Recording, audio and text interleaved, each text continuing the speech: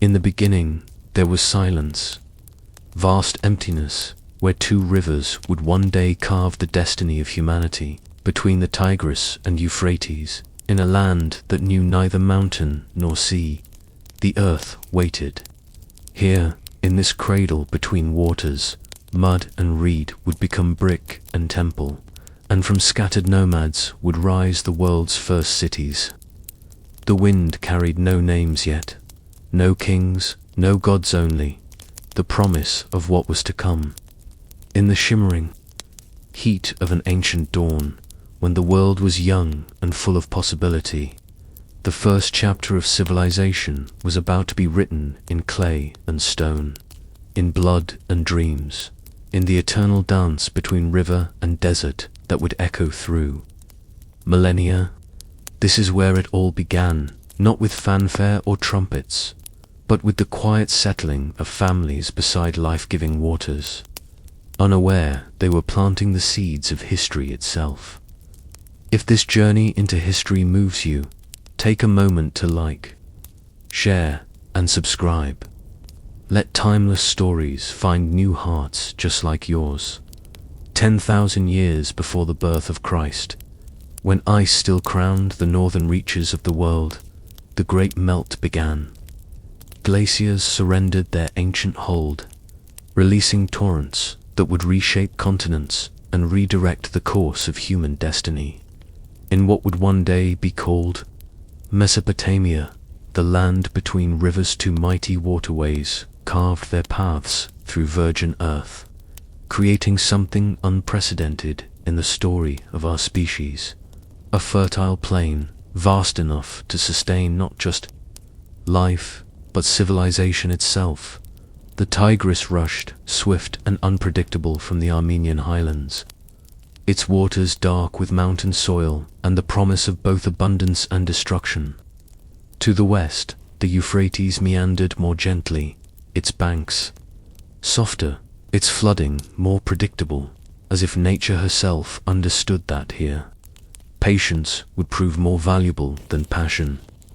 Between these two rivers lay a landscape of infinite possibility, alluvial plains stretching toward horizons unmarked by human ambition, marshlands teeming with fish and fowl, and soils so rich it seemed almost eager to nurture whatever seeds might fall upon it. But this was not Eden. The land demanded tribute from those who would call it home. Summer brought heat that could kill temperatures that drove lesser creatures into the earth or sent them fleeing toward distant mountains. Winter brought floods that could wash away months of careful cultivation in a single night. There were no stones for building, no metals for tools, no timber for fuel. Those who chose to remain here would need to learn new ways of living, new methods of survival that their ancestors, wandering freely across unlimited grasslands, had never required. The first to accept this challenge were not heroes or visionaries, but ordinary people pushed by circumstances beyond their control. As the climate stabilized after the Great Melt, the wild herds that nomadic tribes had followed for millennia began to thin. Favorite hunting grounds became overcrowded. Traditional migration routes dried up or were blocked by competing groups. Some continued to wander, following ever-diminishing herds toward uncertain horizons. Others looked at the rich soil beside. The rivers had made a choice that would echo through history. They stopped moving and began to dig. Around 9000 BCE, small bands of these early settlers established the first permanent encampments along the riverbanks. They were not yet farmers. In any sense we would recognize their crops were still wild grasses gathered rather than cultivated. Their animals more companions than livestock, but they had made the fundamental leap from following nature's bounty to attempting to control it. They built the first permanent structures, not grand temples or palaces, but simple shelters of mud and red that could withstand the seasonal floods. Archaeological evidence from sites like Tel Erwan and Choga Mummy reveals the gradual transformation of these early communities. The pottery grows more sophisticated over generations, decorated with intricate patterns that speak of leisure, time, freed from the constant search for food and shelter. Tool-making advances from simple chipped stone to carefully crafted implements designed for specific tasks. Most significantly, the arrangement of buildings begins to suggest social organization beyond mere survival. By 7000 BCE, true agriculture had taken root in Mesopotamia. The wild wheat and barley that grew naturally in the region's favorable climate were gradually domesticated through generations of selective cultivation. The process was neither quick nor easy. It required the accumulated wisdom of countless farmers, each generation learning to read the subtle signs of soil and season, weather and water. They developed irrigation techniques, digging the first canals to direct river water to distant fields, creating an artificial landscape that could support far more people than nature alone would allow. The domestication of animals followed a similar pattern of gradual adaptation. Wild sheep and goats, drawn to human settlements by the promise of grain and protection, slowly lost their fear of human contact. Over generations, selective breeding produced animals more docile than their wild cousins, with wool that grew thicker and milk that flowed more freely. Cattle, initially too dangerous to approach, were eventually tamed to pull plows and provide both sustenance and labor. The ox-drawn plow, perhaps more than any other single invention, transformed Mesopotamian agriculture from subsistence gardening to surplus production. This agricultural revolution created humanity's first true surplus, more food than was needed for immediate survival. With surplus came specialization. Not everyone needed to spend their days in the fields. Some could devote their time to crafting better tools, others to creating pottery or textiles for trade. The first merchants appeared, traveling between settlements to exchange local specialties for goods that could not be produced locally. With specialization came social stratification. Those who controlled the surplus wielded power over those who produced it. The Ubaid period, spanning roughly from 6500 to 3800 BCE, witnessed the emergence of the first truly complex societies in human history. Settlements grew from scattered villages to organized towns with clear social hierarchies and specialized economic functions. The characteristic pottery of this period, thin-walled ceramics, decorated with geometric patterns in black paint on buff backgrounds, appears across a vast area of Mesopotamia, suggesting extensive trade networks and cultural exchange.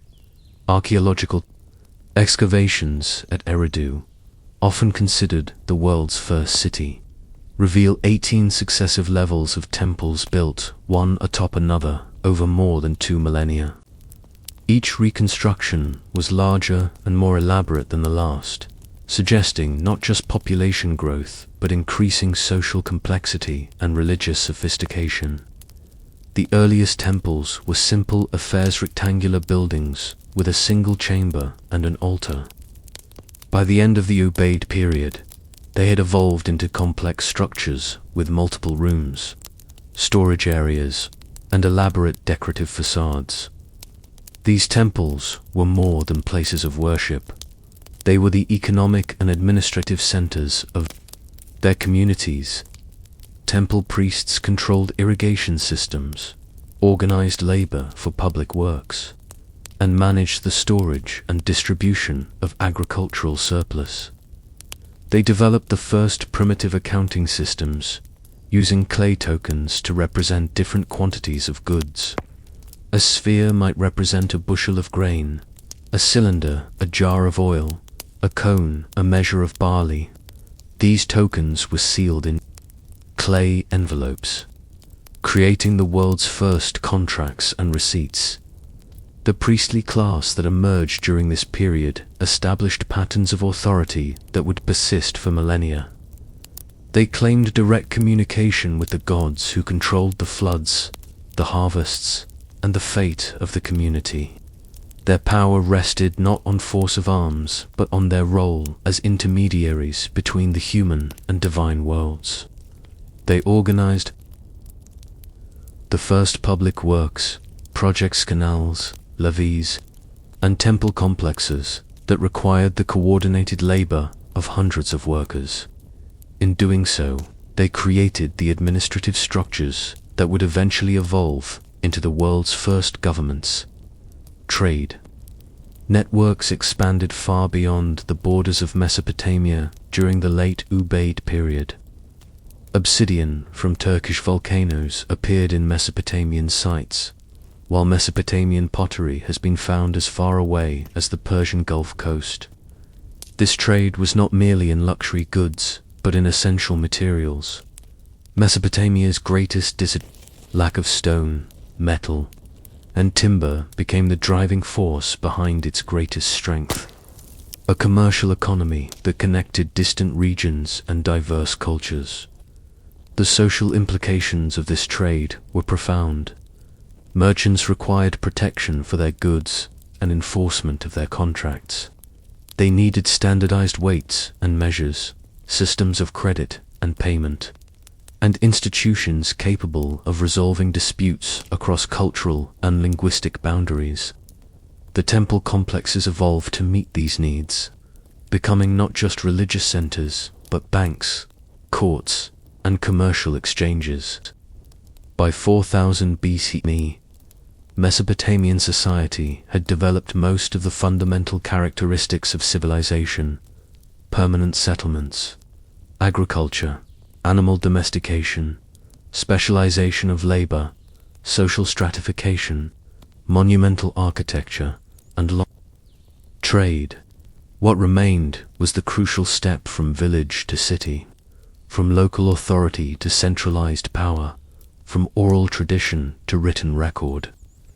These developments would come with breathtaking speed in the centuries that followed, transforming Mesopotamia from a collection of farming villages into the world's first urban civilization. Around 3800 BCE, something unprecedented in human history began to unfold across the alluvial plains of southern Mesopotamia. Villages that had existed for centuries started growing at rates that defied all previous patterns of human settlement. What had been communities of hundreds became towns of thousands, and some of these towns continued growing until they housed tens of thousands of inhabitants, populations that would not be seen again anywhere in the world for nearly 3 millennia. The transformation was not gradual but explosive, compressed into mere centuries. Archaeological layers tell the story in stark terms. Modest Ubaid villages giving way suddenly to sprawling urban complexes with massive temple platforms, extensive residential quarters, and specialized craft districts. This was the birth of the city-state, humanity's first experiment in true urban living. And it happened first in Sumer, Uruk, which would become the largest city in the world for over 1,000 years, exemplifies this dramatic transformation. From humble beginnings as 2 separate villages, one centered around the temple of Anu, god of the heavens, the other around the sanctuary of Enheduanna, goddess of love, and Uruk, grew into a single massive settlement, covering nearly 6 square kilometers by 3000 BCE. Its population may have reached 50,000 inhabitants, making it larger than most European cities would be until the Middle Ages. The scale of Uruk's public architecture speaks to resources and organizational capabilities that stagger the imagination. The Anu ziggurat, begun during this period, rose in a series of platforms toward the sky, its white-painted exterior visible for miles across the flat Mesopotamian landscape. The complex dedicated to Inanna covered over 100,000 square meters, a sacred precinct that included not just temples, but workshops, storehouses, and administrative buildings. The famous limestone temple, with its elaborate facade of colored stone cones creating intricate geometric patterns, demonstrated artistic sophistication that would influence architectural design for centuries to come. But Uruk was not alone in this urban revolution. Across Sumer, other cities arose with equal drama. Ur, with its sacred precinct dedicated to the moon god Nanna. Lagash, controlling vital irrigation canals. Nippur, which would become the religious center of all Sumer. Markish, whose kings would claim dominion over neighboring cities. And dozens of smaller but still substantial urban centers, each controlling its surrounding agricultural territory. The rise of these cities created humanity's first experience with urban problems that remain familiar today. How do you feed tens of thousands of people who no longer grow their own food? How do you maintain sanitation and prevent disease in such concentrated populations? How do you manage the social tensions that arise when strangers from different backgrounds live in close proximity? How do you coordinate the labor of thousands of workers on projects that benefit the entire community? The Sumerian solutions to these challenges laid the foundation for urban civilization. They developed sophisticated water management systems that brought fresh water into the cities through carefully engineered canals and carried waste away through drainage systems. They created the world's first urban food distribution networks, with temple complexes serving as massive storage and redistribution centers that could feed entire populations during times of scarcity. Most crucially, they invented new forms of social organization that could manage complexity on an unprecedented scale. The village chief, who knew every family personally, gave way to professional administrators, who managed entire districts of the city. Religious authority, economic control, and political power became increasingly distinct roles, though they remained interconnected through the temple complex that stood at each city's heart. The economic engine that drove this urban growth was agricultural intensification made possible by ever more sophisticated irrigation systems. The Sumerians transformed the natural flood patterns of Mesopotamia into controlled agricultural abundance through networks of canals, dikes, and reservoirs that could store water for use throughout the growing season.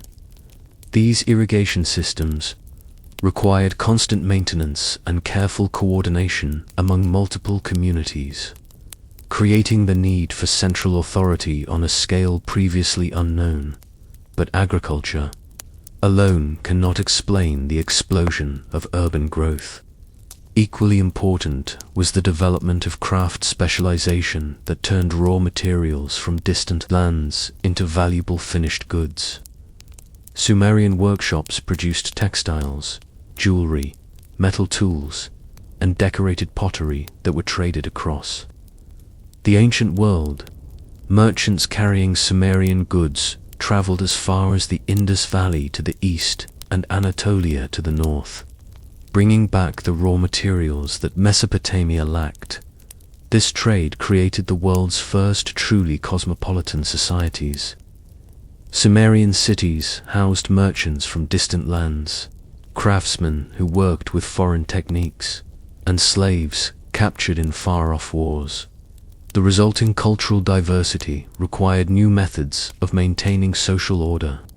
Legal codes began to emerge, not the comprehensive law codes that would come later, but collections of precedents and procedures for resolving disputes between people of different backgrounds and social positions. The temple remained central to urban life, but its role expanded far beyond religious functions. Temple complexes became vast economic enterprises that owned agricultural land, managed craft workshops, employed hundreds of workers, and engaged in trade across continents. The priests who administered these enterprises developed increasingly sophisticated methods of record-keeping, inventory management, and financial accounting. It was this need for record-keeping that would drive the next great leap in human development, the invention of writing. As temple administrations grew more complex, the simple token system that had sufficed for village-level transactions became inadequate. Temple officials needed to record not just quantities of goods, but their origins, destinations, and the conditions of their exchange. They needed to track debts and credits over extended periods, record tax obligations and tribute payments, and maintain inventories of goods that numbered in the thousands. Around 3200 BCE, probably in Uruk, some anonymous administrator made a crucial innovation. Instead of using separate tokens for different goods, they began pressing the tokens into clay tablets and then drawing pictures to represent the same items. These earliest written records are purely economic lists of goods received, workers assigned to tasks, rations distributed to temple employees. There is no literature, no poetry, no historical narrative, just the mundane but revolutionary act of using symbols to represent abstract concepts. The implications of this innovation spread far beyond accounting. Writing allowed information to be stored, transmitted, and accumulated in ways that human memory alone could never achieve. Laws could be recorded and referenced, creating consistency in legal decisions. Religious knowledge could be preserved, preventing the gradual changes that inevitably occur in oral tradition. Historical events could be documented for future generations, creating humanity's first sense of its own past. The social structure of Sumerian cities reflected the complexity of urban life. At the top stood the En, a ruler who combined religious and secular authority, often claiming divine sanction for their power. Below them were the priests, administrators, and merchants who managed the city's complex institutions. Craftsmen, farmers, and laborers formed the bulk of the population, while slaves captured in warfare or bought from foreign traders occupied the bottom of the social hierarchy. But even within these broad categories, Sumerian society showed remarkable mobility and differentiation. Successful merchants could accumulate wealth that rivaled the nobility. Skilled craftsmen commanded respect and resources far beyond common laborers. Even slaves could sometimes earn or purchase their freedom and establish themselves as independent. Artisans or small farmers, the military organization of Sumerian cities reflected their urban character. Unlike earlier warrior bands led by charismatic chiefs, Sumerian armies were professional forces, equipped with standardized weapons and organized in disciplined formations. The invention of the war chariot, probably in Sumer around 3000 BCE, gave these armies mobility and shock power that could dominate traditional infantry forces. Warfare between Sumerian cities was almost constant, but it followed patterns that minimized destruction while allowing the victors to demonstrate their superiority and extract tribute from the defeated. Cities might change hands multiple times in a generation, but they were rarely destroyed entirely. The victor typically claimed tribute, installed friendly rulers, and incorporated the defeated city's military forces into their own army for campaigns against other rivals. This competitive environment drove rapid innovation in military technology, urban planning, and administrative efficiency. Cities that failed to keep pace with their rivals faced conquest and subordination.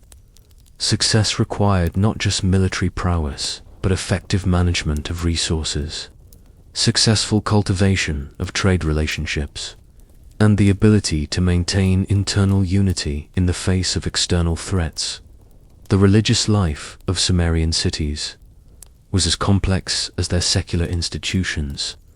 Each city had its patron deity housed in the central temple complex, but the Sumerian pantheon included hundreds of gods and goddesses with overlapping jurisdictions and complex relationships. Religious festivals punctuated the urban calendar, involving elaborate processions, ritual sacrifices, and communal feasts that reinforced social bonds across the entire community. These festivals also served important economic functions, providing occasions for long-distance merchants to gather, for craft producers to display their goods, and for agricultural communities to exchange their surplus for urban products. The temple courtyards became marketplaces, the religious calendar became a commercial calendar, and pilgrims became consumers in the world's first tourist economy. By 3000 BCE, the Sumerian city-state had established the fundamental pattern of urban civilization that would spread across the ancient world. The combination of intensive agriculture, craft specialization, long-distance trade, social stratification, professional administration, and monumental architecture created a new way of human living that offered unprecedented opportunities for cultural and technological development in the quiet chambers of Uruk's temple complex. Sometime around 3200 BCE, a scribe bent over a clay tablet, stylus in hand, unaware that they were about to cross one of the most significant thresholds in human history. The symbols they pressed into the soft clay were crude by later standards. Simple pictographs that represented concrete objects, a bull's head for cattle, a sheaf of grain for barley, a circle with radiating lines for the sun. But in that moment, abstract thought found its first permanent voice, and human consciousness began its long conversation with itself across the boundaries of time and space. The earliest writing was born not from artistic inspiration or religious revelation, but from the mundane necessity of keeping track of goods and services in increasingly complex urban economies. Temple administrators needed to record deliveries of grain from outlying farms, assignments of workers to construction projects, and rations distributed to temple employees. The token system that had served smaller communities for millennia simply could not handle the volume and complexity of transactions in cities of tens of thousands of inhabitants. The breakthrough came when some forgotten genius realized that instead of storing actual tokens in sealed clay envelopes, they could press the tokens into the clay and then draw pictures to represent the same objects. The physical tokens became redundant. The pictures alone could convey the same information. This simple innovation launched humanity on a journey of intellectual development that continues to this day. These earliest texts from Uruk revealed the preoccupations of their creators with startling clarity. They are overwhelmingly concerned with economic transactions, to sheep, from Khushim to the temple of Inanna. 10 bushels of barley received from the fields of the East Gate, 5 jars of oil, payment for the month's rations. The personal name, Khushim, appearing on several tablets, may be the first individual human being whose name we know from written records, not a king or hero, but a humble accountant whose sheep transactions happened to survive on baked clay for over 5 millennia. The system evolved rapidly as its users discovered both its possibilities and its limitations. Pure pictographs could represent concrete objects easily enough, but abstract concepts posed greater challenges. How do you draw justice or fear or tomorrow? The Sumerians solved this problem through increasingly sophisticated use of symbols to represent not just objects but ideas. actions, and qualities associated with those objects. The symbol for mouth came to represent not just the physical organ, but the concept of speech, and from there expanded to include ideas of word, voice, and command. The symbol for foot could mean the body part, the action of walking, or the abstract concept of movement from one place to another. This process of semantic expansion transformed writing from a simple recording device into a tool capable of expressing the full range of human thought. Equally important was the development of phonetic writing using symbols to represent sounds, rather than meanings. This innovation probably emerged when scribes needed to write personal names or place names that had no obvious pictographic representation. A symbol that originally meant arrow pronounced T in Sumerian could be used to represent the sound T in any word, regardless of whether it had anything to do with arrows. This discovery opened up infinite possibilities for written expression by 2900 BCE. Sumerian cuneiform had evolved into a full writing system capable of recording not just economic transactions, but laws, religious texts, historical records, and eventually literature. The wedge-shaped marks cuneiform means wedge-shaped in Latin. Impressed into clay tablets, could capture the nuances of spoken language with remarkable precision. Sumerian scribes developed conventions for indicating grammatical relationships, verb tenses, and even emotional tone. The mastery of this complex system required years of training that only a small elite could afford. Scribal schools, probably attached to temples, began producing the world's first literate class. These scribes formed a privileged professional group whose skills were essential to the functioning of urban civilization. They alone could read the laws, maintain the records, and conduct the correspondence that held the complex web of Sumerian society together. The curriculum of these early schools reveals the practical orientation of Sumerian education. Students spent years copying lists of words, learning the conventional signs for different objects and concepts, and practicing the mathematical calculations needed for economic administration.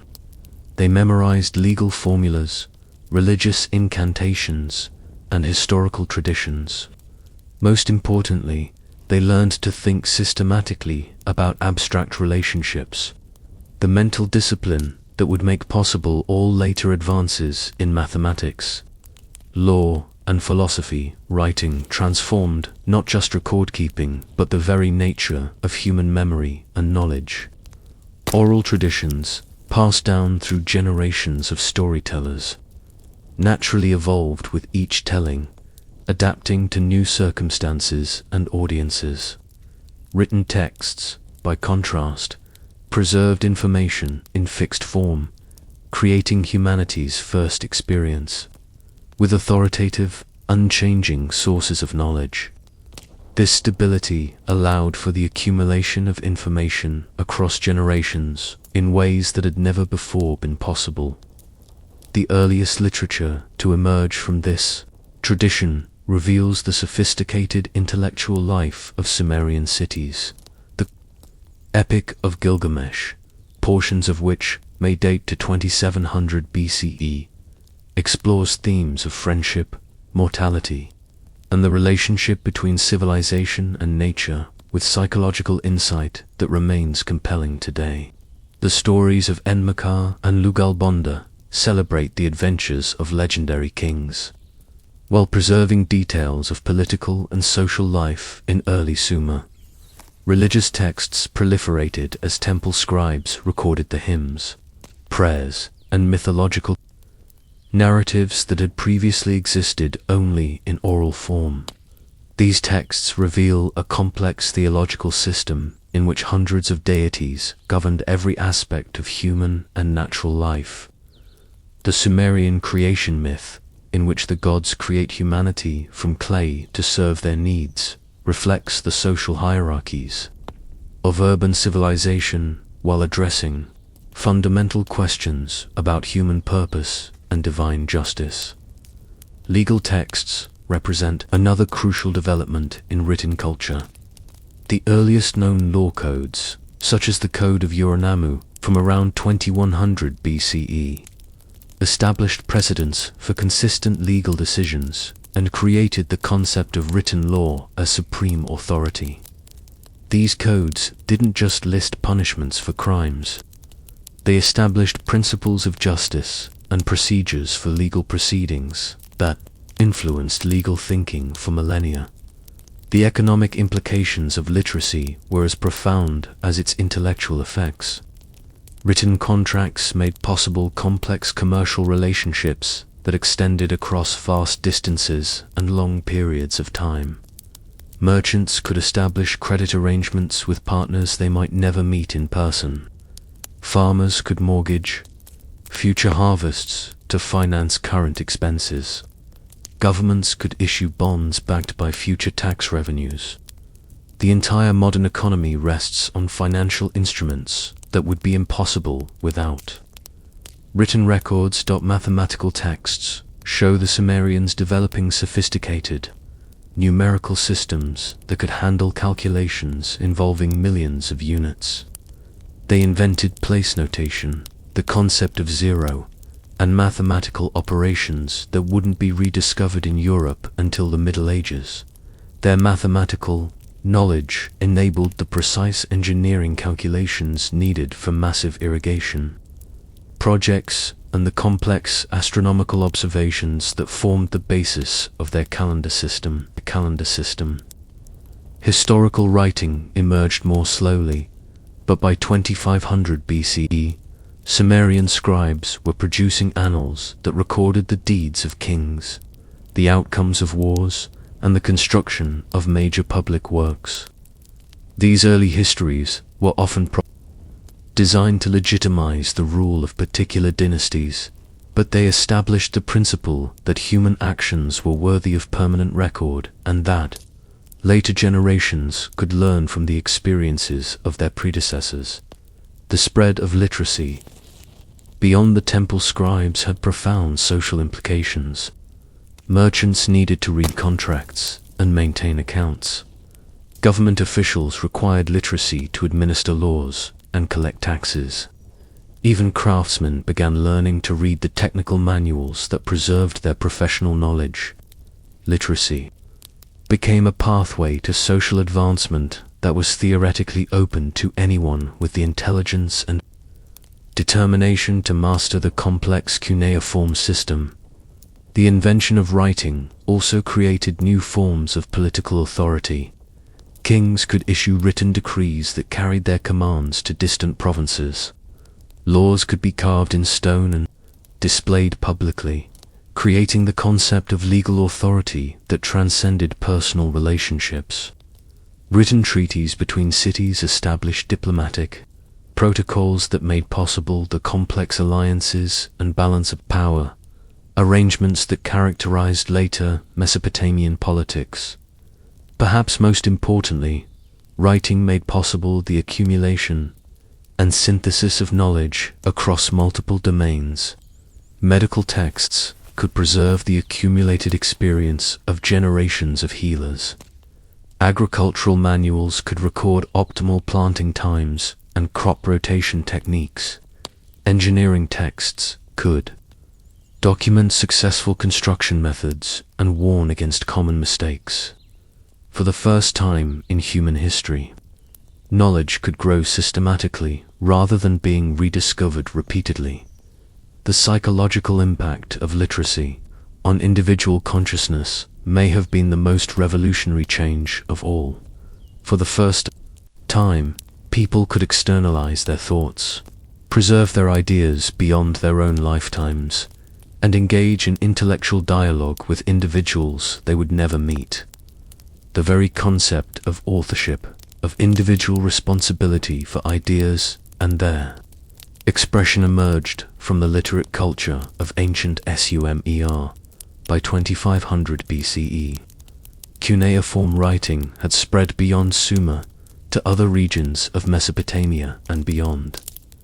The Akkadians adapted the system to write their Semitic language, beginning the process by which Cuneiform would become the international diplomatic script of the ancient Middle East.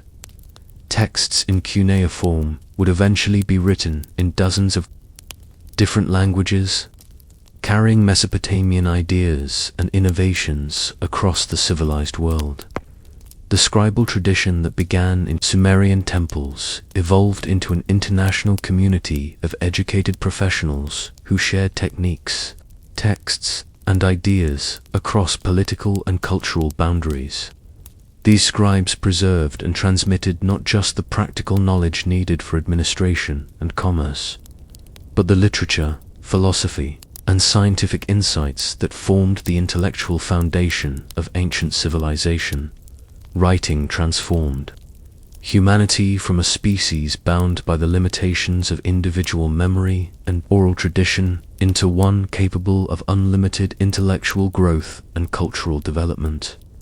The clay tablets pressed in ancient Uruk were humanity's first steps toward the vast libraries of Alexandria, the printing presses of Renaissance Europe, and the digital networks that now connect our global civilization.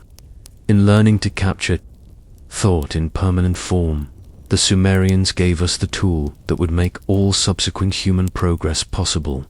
In the pre-dawn darkness of ancient Sumer, before the first light touched the eastern horizon, the sound of chanting rose from temple complexes across the land. Priests moved through torch-lit corridors toward inner sanctuaries where divine statues awaited their daily awakening. This was not mere ceremony, but cosmic necessity, for the Sumerians believed that the gods themselves resided within these sacred spaces, and that the very existence of the world depended upon the proper care and feeding of the divine presence that dwelt among mortals.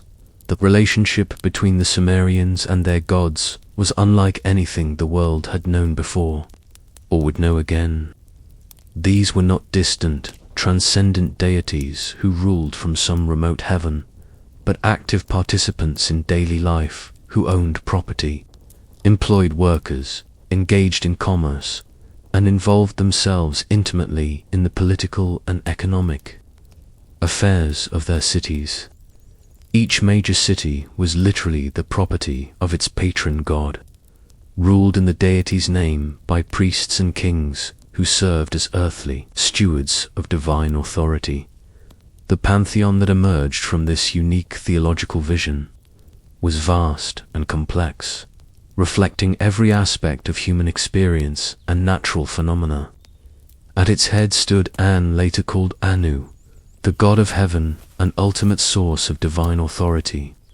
Enlil controlled the wind and storm, wielding power over the flooding that could bring either devastation or abundance.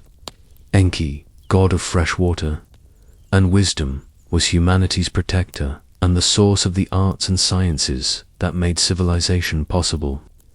Inanna, goddess of love and war, embodied the passionate, unpredictable forces that could build up or tear down human societies in equal measure. But these great gods were only the most prominent, members of a divine hierarchy that included hundreds of lesser deities, each with specific responsibilities and spheres of influence. There were gods of particular crafts, of specific cities, of individual fields and irrigation canals. The Sumerians lived in a world dense with divine presence, where every human activity occurred under the watchful eyes of supernatural beings, who could intervene at any moment to reward or punish mortal behavior. This theological complexity found its most dramatic expression in the massive temple complexes that dominated every Sumerian city.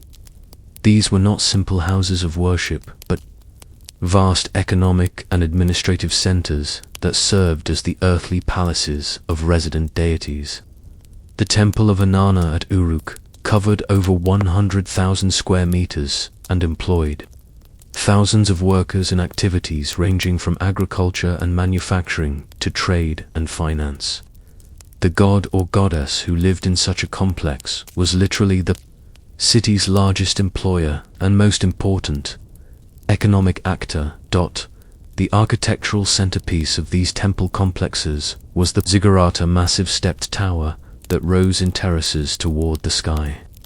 The earliest ziggurats, built around 3000 BCE, were relatively modest affairs, but they grew steadily larger and more elaborate over the centuries as cities competed to honor their patron deities and demonstrate their wealth and power. By 2100 BCE, the great ziggurat of Ur rose over 200 feet into the sky. Its three massive platforms, connected by monumental staircases and crowned with a blue-tiled temple that could be seen for miles across the flat Mesopotamian landscape. The construction of these monuments required organizational capabilities that pushed the limits of what early urban societies could achieve. The ziggurat at Ur contains over 720,000 cubic meters of brick and bitumen, representing the labor of thousands of workers over many years. Every brick had to be molded, dried, fired, and transported to the construction site. Architects had to solve complex engineering problems related to weight distribution, drainage, and structural stability. The entire project required careful coordination of resources, labor, and materials on a scale that rivaled the Great Pyramids of Egypt. But ziggurats were more than demonstrations of architectural prowess. They were theological statements about the relationship between earth and heaven, human and divine.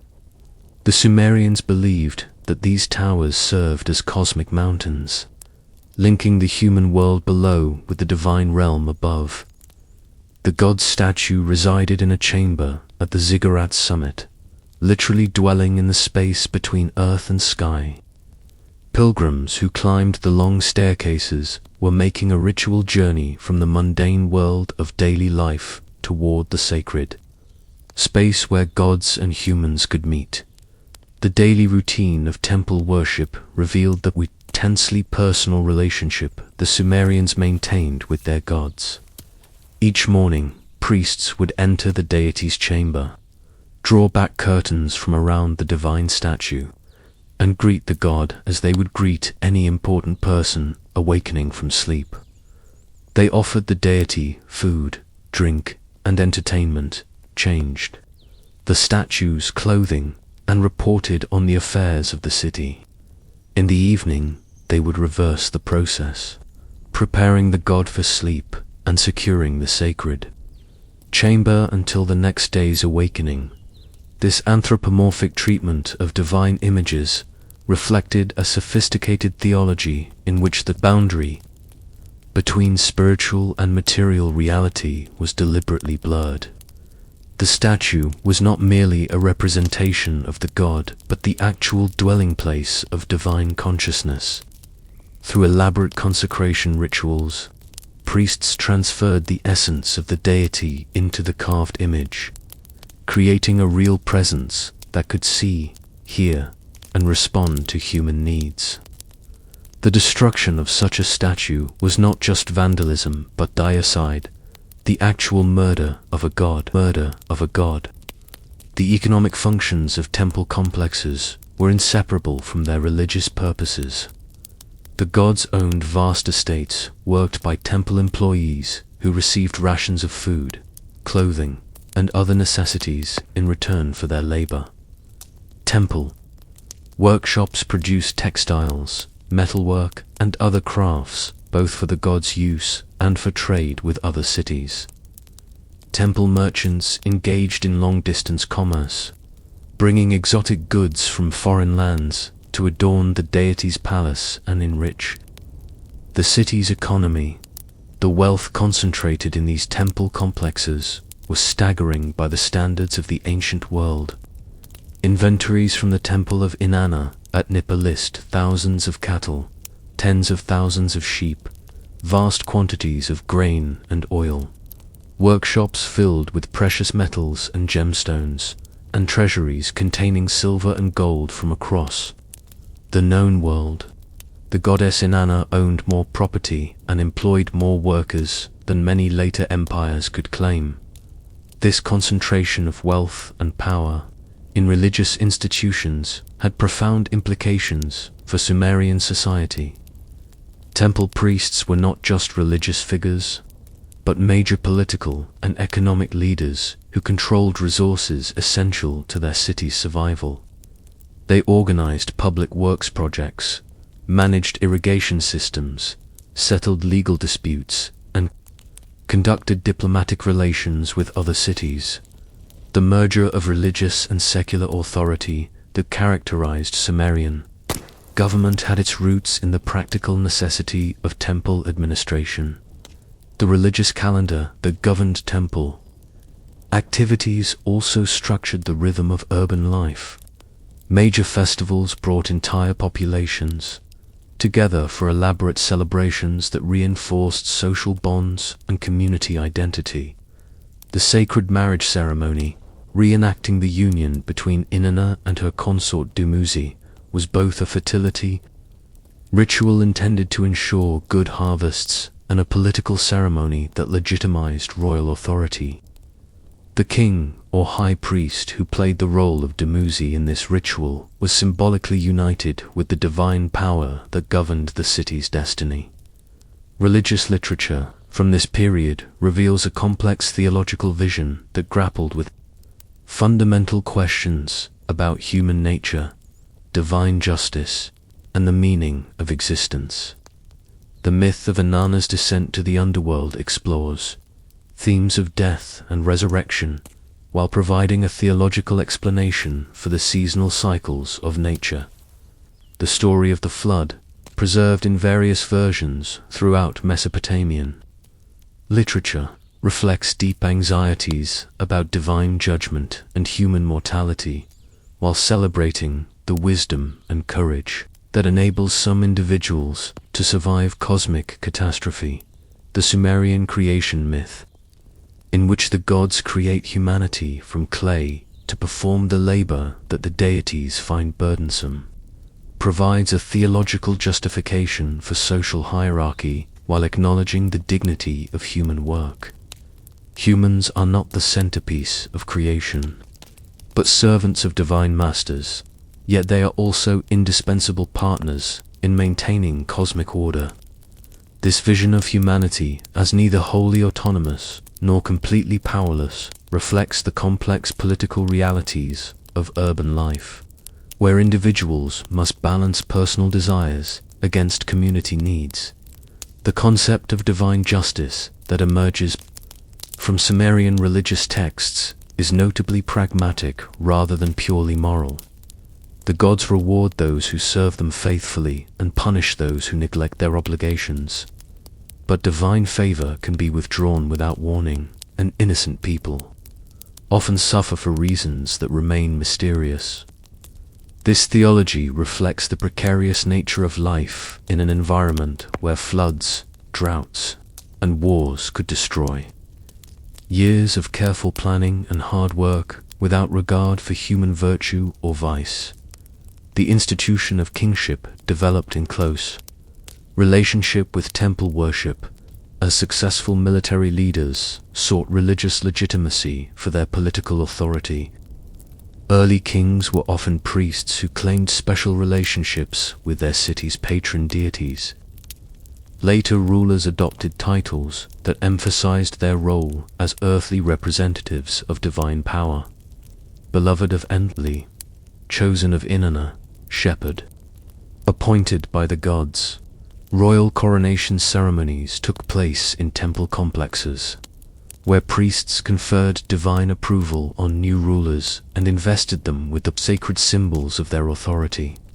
This fusion of religious and political authority created a model of sacral kingship that would influence political development throughout the ancient world. The king was not just a successful war leader or able administrator, but a sacred figure whose personal character and ritual purity affected the welfare of the entire community. Royal misconduct could bring divine punishment in the form of natural disasters, military defeats, or economic collapse. The proper performance of royal duties, including the maintenance of temples and support of religious festivals, was essential to maintaining cosmic harmony. The artistic traditions that developed around temple worship created the first distinctive urban aesthetic in human history. Sumerian sculptors developed techniques for carving stone that emphasized geometric patterns and stylized human forms rather than naturalistic representation. Their goal was not to create lifelike images, but to capture the essential spiritual qualities of their subjects. The famous votive statues from Tel Asma, with their oversized eyes and hands clasped in prayer, were designed to maintain perpetual worship in the god's presence even when their donors were absent. Temple architecture evolved its own distinctive style that balanced functional necessity with symbolic meaning. The characteristic Sumerian temple plan, with its central courtyard surrounded by chambers and its elevated platform separating the sacred space from the surrounding city, created a sense of progressive sanctity as worshippers moved from the public areas toward the divine presence at the complex's heart. Decorative elements, scholared stone cones pressed into mud brick walls, elaborate doorways flanked by guardian figures, interior walls covered with religious scenes transformed functional buildings into works of art that expressed theological concepts through visual means. The influence of Sumerian religious architecture spread far beyond Mesopotamia as trade networks carried Sumerian ideas and craftsmen to distant lands. Ziggurats inspired monumental construction projects throughout the ancient Middle East, while Sumerian religious art influenced the development of sacred architecture in Egypt, Anatolia, and the Iranian plateau. The stepped tower that reached toward heaven became a universal symbol of the human desire to bridge the gap between earth and sky. Mortal and divine. By 2500 BCE, the religious system that had emerged in Sumerian cities had created the institutional framework that would support urban civilization for millennia to come. The temple complexes served as banks, schools, courts, and commercial exchanges while maintaining their primary function as houses of worship. The priestly class had developed administrative techniques that could manage complex economic and political relationships across vast territories. Most importantly, Sumerian theology had created a vision of human purpose that could motivate individuals to subordinate personal interests to community needs while providing psychological comfort in the face of an uncertain and often hostile world. As political power began to shift from temple priests to secular kings during the 3rd millennium BCE, the religious institutions of Sumer provided the administrative expertise and ideological legitimacy that would enable the creation of the world's first empires. The gods who had blessed the prosperity of individual cities would soon extend their protection to entire regions, and the organizational methods developed in temple complexes would be adapted to govern territories spanning hundreds of miles. The age of the city-state was drawing to a close, but the age of imperial dominion that would follow owed its very existence to the innovations of Sumerian priests and the divine authority they claimed to represent. The great cities stood like jewels scattered across the fertile plain, each one a testament to human ambition reaching toward the heavens. Within their walls, a new kind of power was stirring, the power of kings who would claim divine authority and reshape the very fabric of civilization.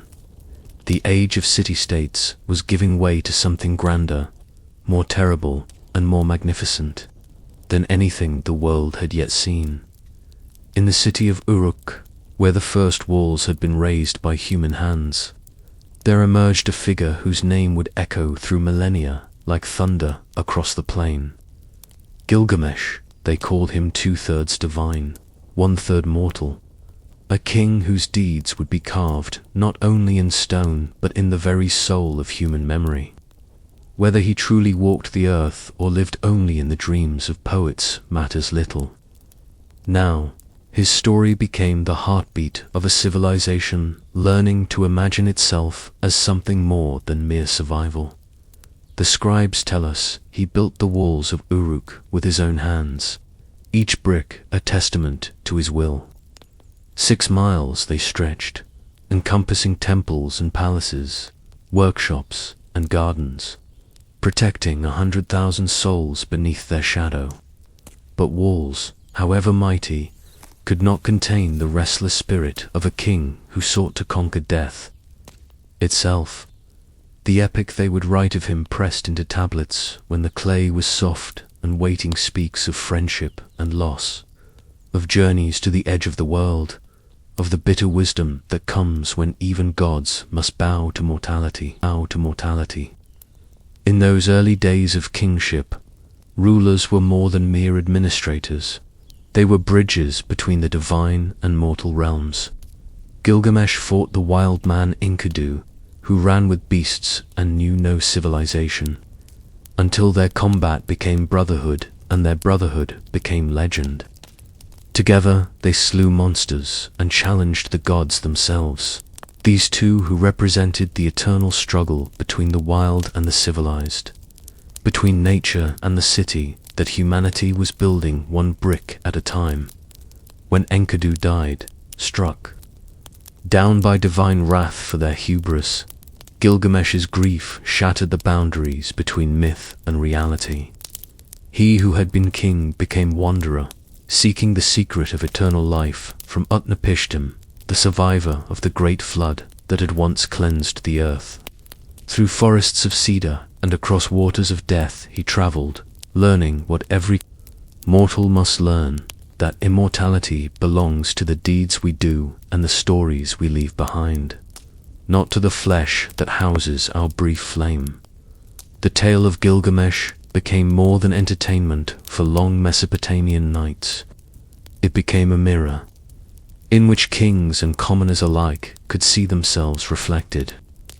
Here was power confronting its own limitations, friendship transcending death, and the first great meditation on what it means to be human in a world where gods walk among mortals and mortals dare to dream of Goda. As the epic spread from city to city, copied by scribes who understood they were preserving something precious and eternal, it carried with it the seeds of a new kind of authority. Kings began to claim not just political power, but spiritual significance. They became the shepherds of their people, responsible not only for their physical welfare, but for their relationship with the divine forces that governed rain and harvest, war and peace, life and death. North of the Sumerian cities, in the land where the great rivers drew closer together, a different people watched the rise of urban civilization with hungry eyes. The Akkadians spoke a Semitic tongue, unlike the mysterious language of Sumer, and they learned the arts of writing and statecraft from their southern neighbors while keeping something of their own desert strength. From these people came the first man to unite Mesopotamia under a single crown, Sargon the Great, whose very name means legitimate king, though his birth was anything but legitimate in the eyes of those who valued noble bloodlines. The legend of Sargon's birth reads like something from a fairy tale, yet it established a pattern that would echo through history whenever great leaders emerged from humble origins. His mother, they said, was a temple priestess who could not acknowledge her child. She placed the infant in a basket of reeds, sealed it with bitumen, and set it upon the waters of the Euphrates. The river carried him to safety where he was, found by Akkad the water drawer, who raised him as his own son. From gardener's helper to cupbearer to king. Such was the trajectory that would inspire countless other tales of hidden princes and destined rulers. But Sargon's true greatness lay not in the miraculous nature of his survival, but in his revolutionary vision of what government could become. Around 2334 BCE, he established the city of Akkad's exact location, now lost to time and sandined. From there launched a series of conquests that would create the world's first multi-ethnic empire. One by one, the proud city-states of Sumer fell to his armies. Ur and Uruk, Lagash and Nippur, each submission adding to his growing collection of titles and tributary states. What made Sargon's empire different from mere military conquest was his genius for administration. Rather than simply extracting tribute from defeated cities, he created a system of governance that could function across vast distances and diverse populations. He standardized weights and measures, established trade routes protected by his soldiers, and created a professional army that could project power far beyond the traditional boundaries of any single city-state. His soldiers carried their weapons to the shores of the Mediterranean and the peaks of the Zagros Mountains, bringing Mesopotamian civilization to peoples who had never seen cuneiform writing or heard the names of Sumerian gods. The Akkadian language became the lingua franca of diplomacy and commerce, spreading wherever merchants traveled and armies marched. For the first time in human history, a single authority governed peoples who spoke different languages, worshipped different gods, and followed different customs. This was the birth of the imperial idea, the notion that diverse populations could be united under one ruler's authority while maintaining their local identities and traditions. Sargon ruled for 56 years, long enough to see his empire stabilize and his innovations become accepted as the natural order of things. His daughter, Enheduanna, became high priestess of the moon god Nana at Ur, but she was far more than a religious figurehead. She was the world's first known author, whose name we can speak with certainty, a poet who composed hymns in both Sumerian and Akkadian, bridging the linguistic divide that had once separated the peoples of Mesopotamia. Her verses speak of divine love and political struggle, of the goddess Inanna's rage and the delicate balance required to maintain cosmic order. My lady, the harp of reconciliation is placed on the ground. One's righteous hand is caught in the other's righteous hand. The boat carrying the lord of the land is filled with cargo. The sun god has risen on the horizon. The palace is joyful.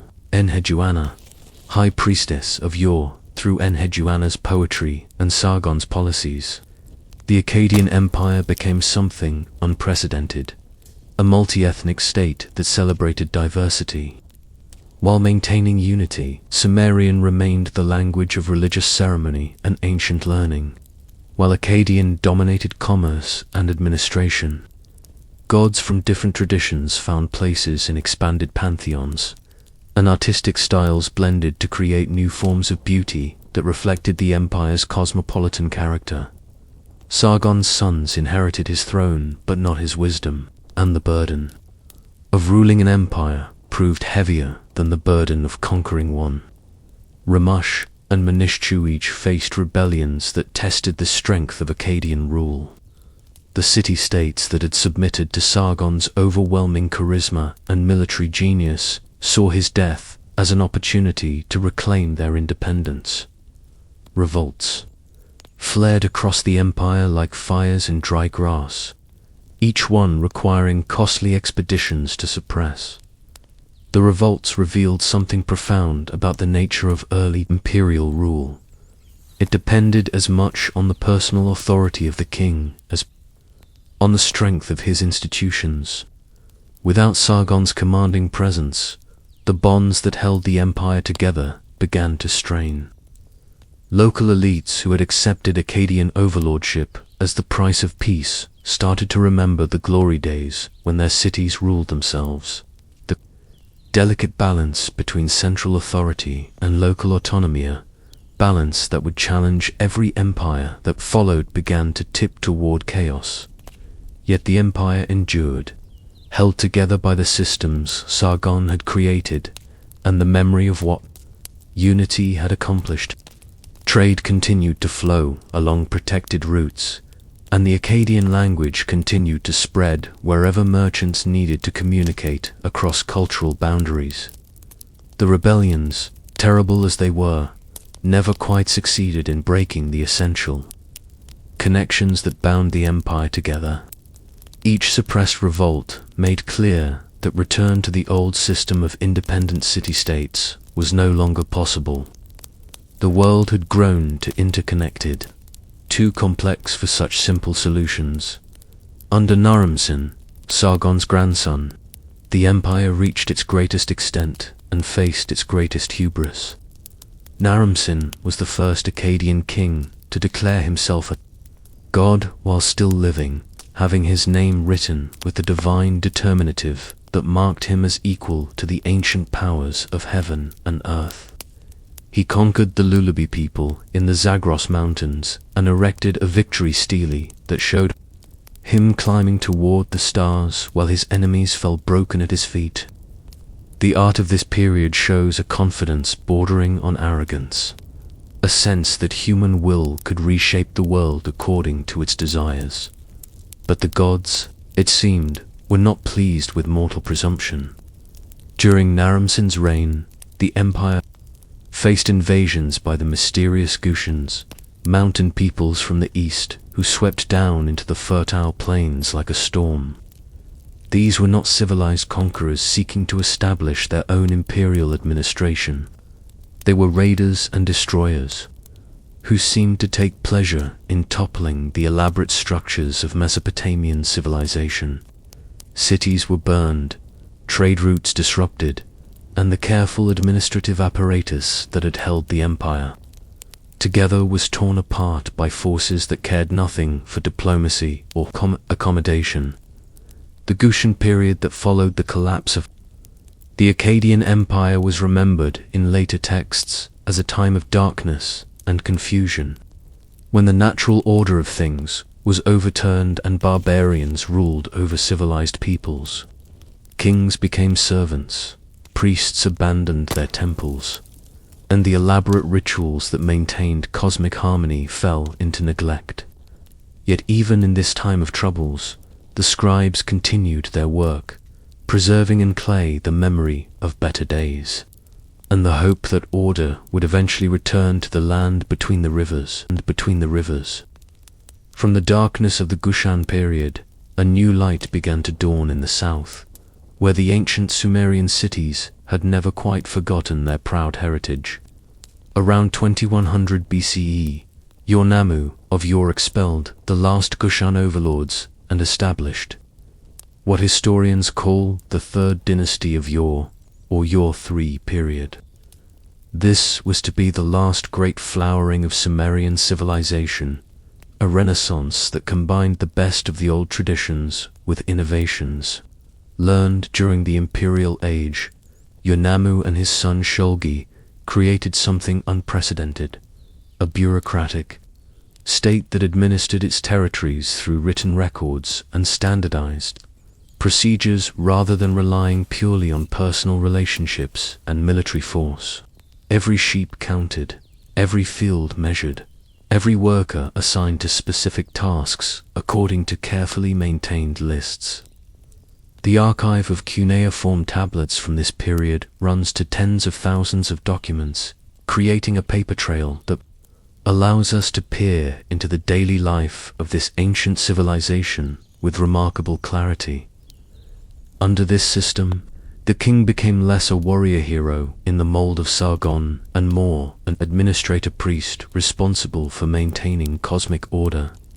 Through proper ritual and efficient governance, Shulgi proclaimed himself not only king of Ur, but king of Sumer and Akkad, claiming authority over the entire Mesopotamian tradition. He instituted regular festivals, standardized the calendar, and established schools where scribes learned to read and write in both Sumerian and Akkadian. The code of laws attributed to Uruk represents one of humanity's earliest attempts to create a systematic, legal framework governing everything from murder to property disputes to the treatment of slaves. The Ur-3 state extended its influence far beyond the traditional boundaries of Sumer, establishing trade relationships with peoples as distant as the Indus Valley civilization and the tin mines of Afghanistan. Sumerian merchants traveled routes that connected the Mediterranean to the Indian Ocean, carrying not only goods but ideas, technologies, and cultural practices that would influence civilizations for centuries to come. The uniformed system of weights and measures established by the Ur-3 kings facilitated this trade, creating standards that would persist long after the dynasty itself had fallen. Yet for all its administrative efficiency, the Ur-3 state contained within itself the seeds of its own decline. The elaborate bureaucracy that recorded every transaction and taxed every activity became a burden that grew heavier with each passing year. Local populations groaned under the weight of tribute obligations, and the priests who administered the system accumulated power that rivaled that of the kings themselves. The very precision that made the system work also made it rigid, unable to adapt quickly to changing circumstances or respond flexibly to new challenges. The end came suddenly. Around 2004 BCE, when Elamite invaders from the east overwhelmed Ur's defenses and carried the last king, Naram-Sin, away into captivity. The great ziggurat of Ur, which had taken generations to build and had stood as a symbol of Sumerian achievement, was abandoned to the shifting sands. The scribes scattered, carrying their knowledge to new centers of learning, and the Sumerian language gradually faded from daily use, preserved only in the schools where future generations would learn to read the ancient texts. As the third dynasty of Ur crumbled into historical memory, new peoples moved into the vacuum left by its collapse. Chief among these were the Amorites, Semitic nomads from the west who had long pressed against the borders of settled civilization. Unlike the Gutians, who had sought to destroy rather than rule, the Amorites came as conquerors who intended to stay. They learned the art of urban administration and cuneiform writing, but they brought with them their own traditions of law, religion, and governance that would transform Mesopotamian civilization in fundamental ways. The Amorite kingdoms that emerged from the collapse of Ur-3 were smaller and more personal than the bureaucratic empire they replaced. Kings ruled through networks of family relationships and personal loyalty, rather than through elaborate administrative hierarchies. This more intimate style of governance made the Amorite states more flexible and responsive to local conditions. But it also made them more prone to internal conflict, as different factions competed for royal favor and succession rights. Among the cities that rose to prominence during this period was Babylon, a relatively modest settlement on the Euphrates that would eventually give its name to an entire civilization. Under Amorite rule, Babylon began to accumulate the wealth and influence that would make it the greatest city in Mesopotamia. Its location at the crossing point of major trade routes gave it natural advantages, but it was the vision of its rulers that transformed geographical opportunity into political reality. The most famous of these early Babylonian kings was Hammurabi, who ruled from 1792 to 1750 BCE, and whose name has become synonymous with the very concept of law itself.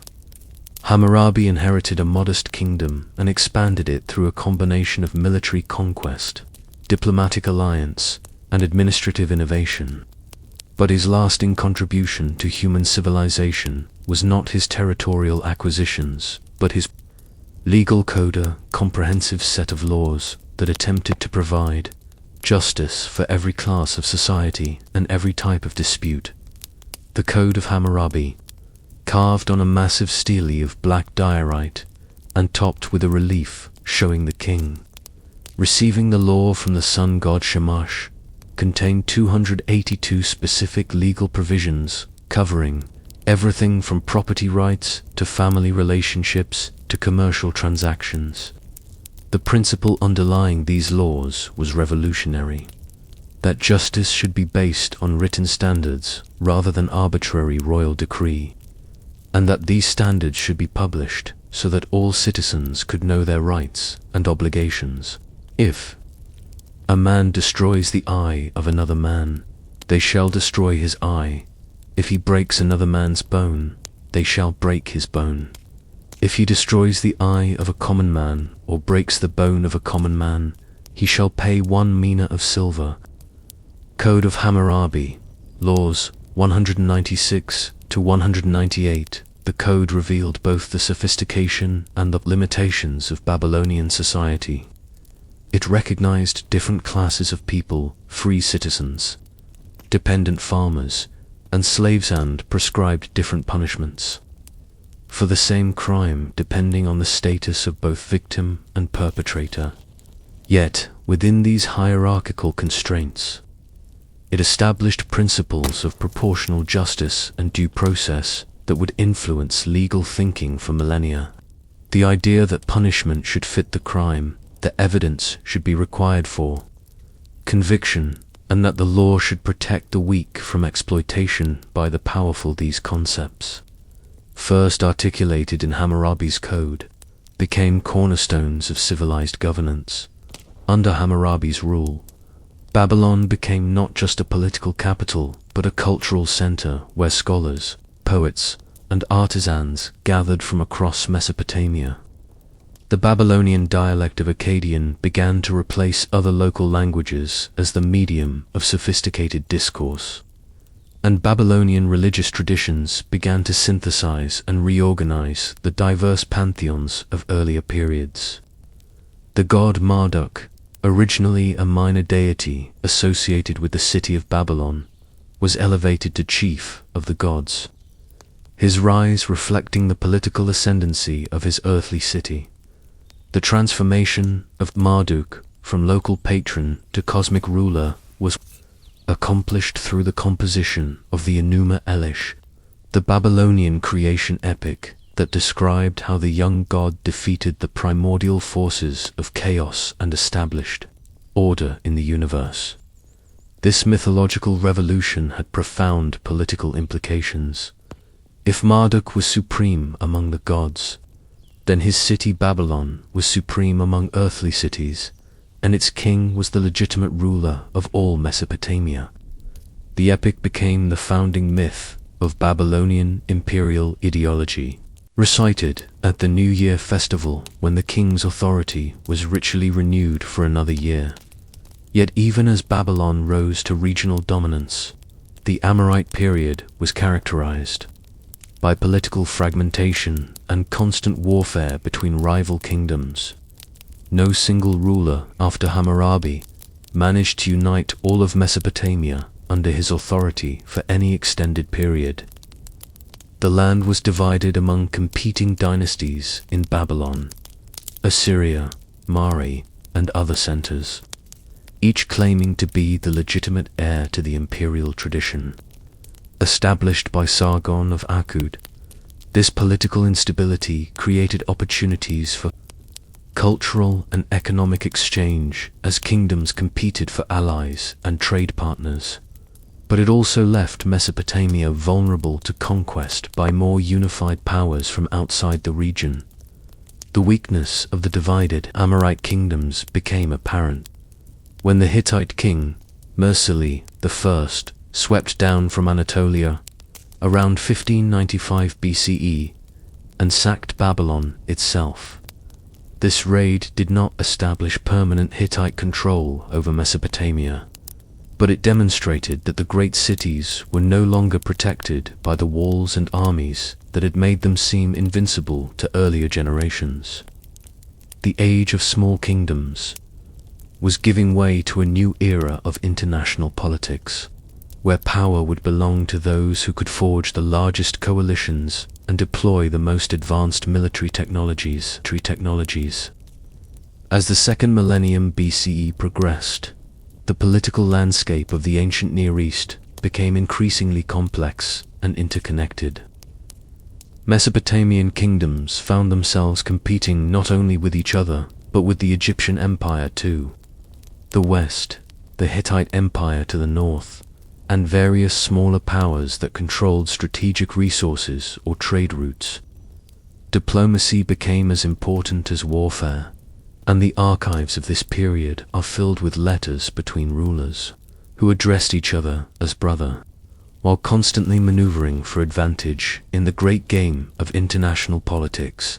This world of competing empires and shifting alliances would eventually be dominated by a new power, emerging from the northern regions of Mesopotamia itself.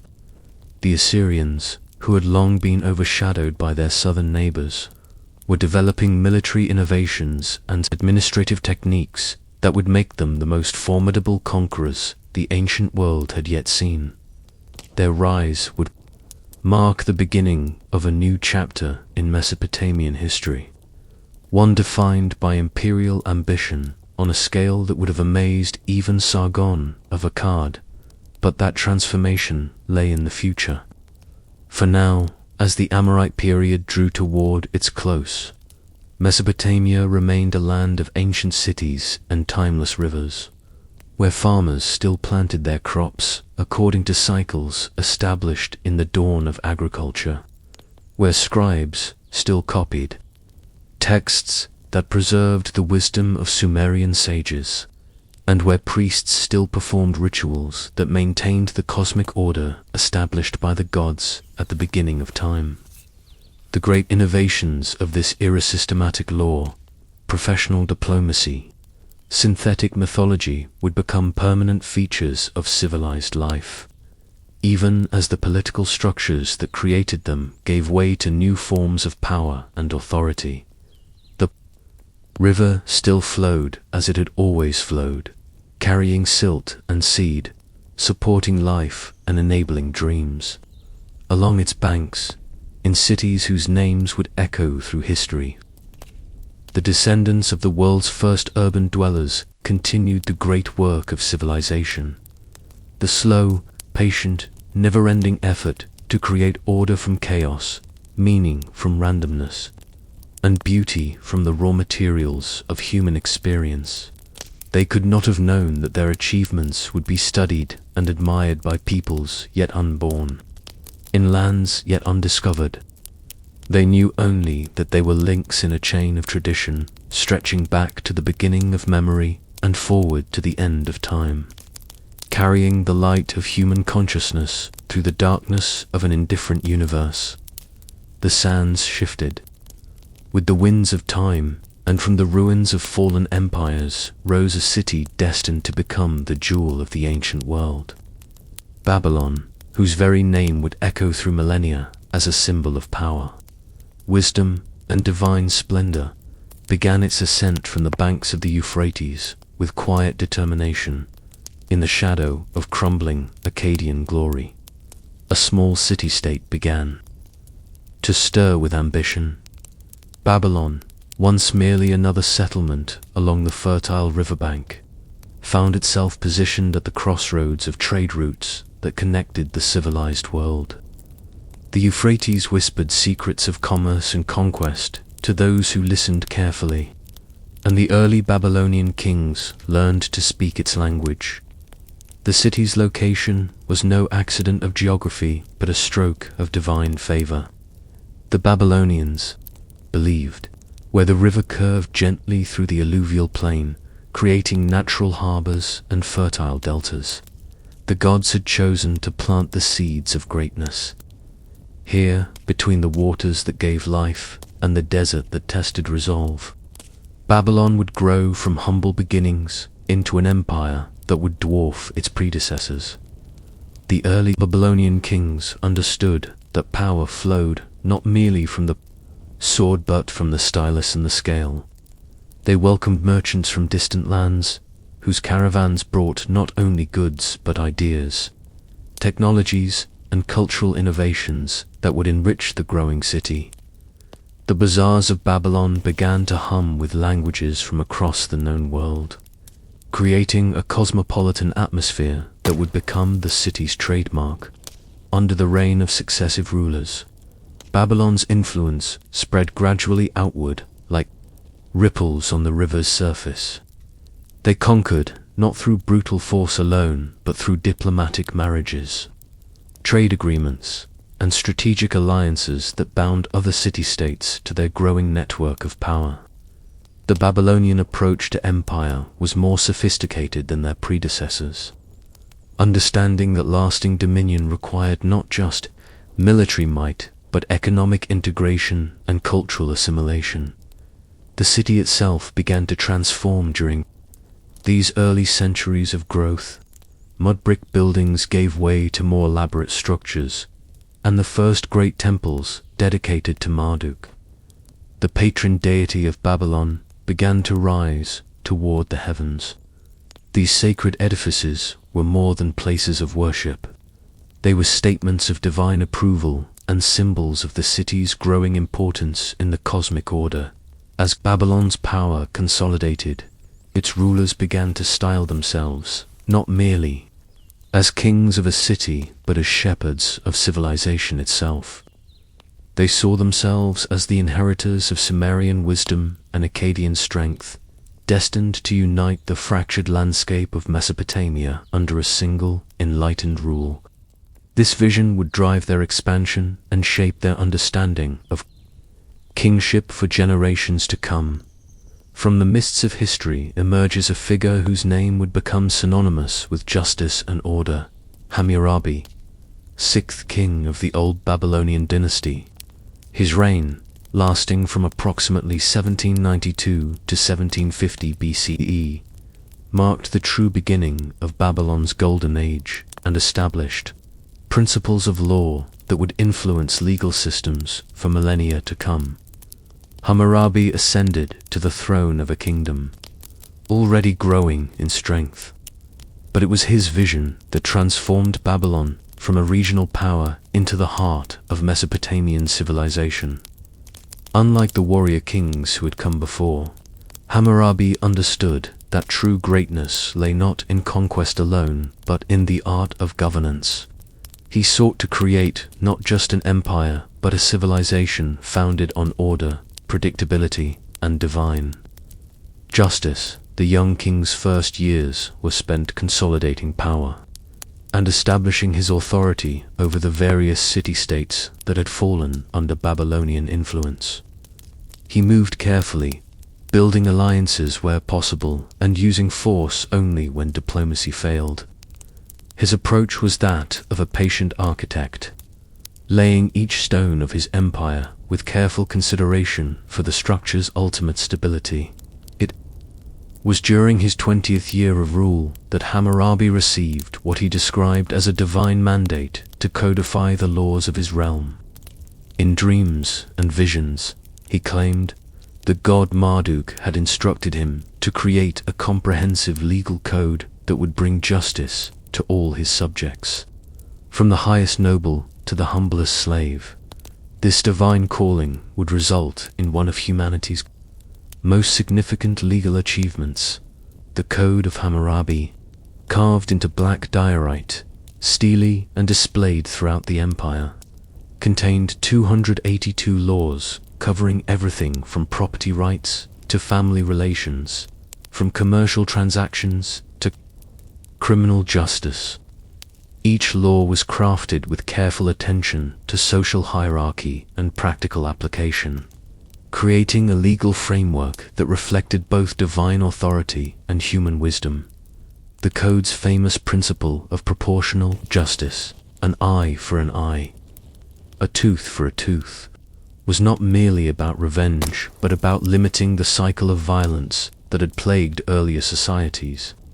By establishing specific punishments for specific crimes, Hammurabi sought to create a system where justice was predictable and fair, where the powerful could not simply impose their will on the weak without consequence.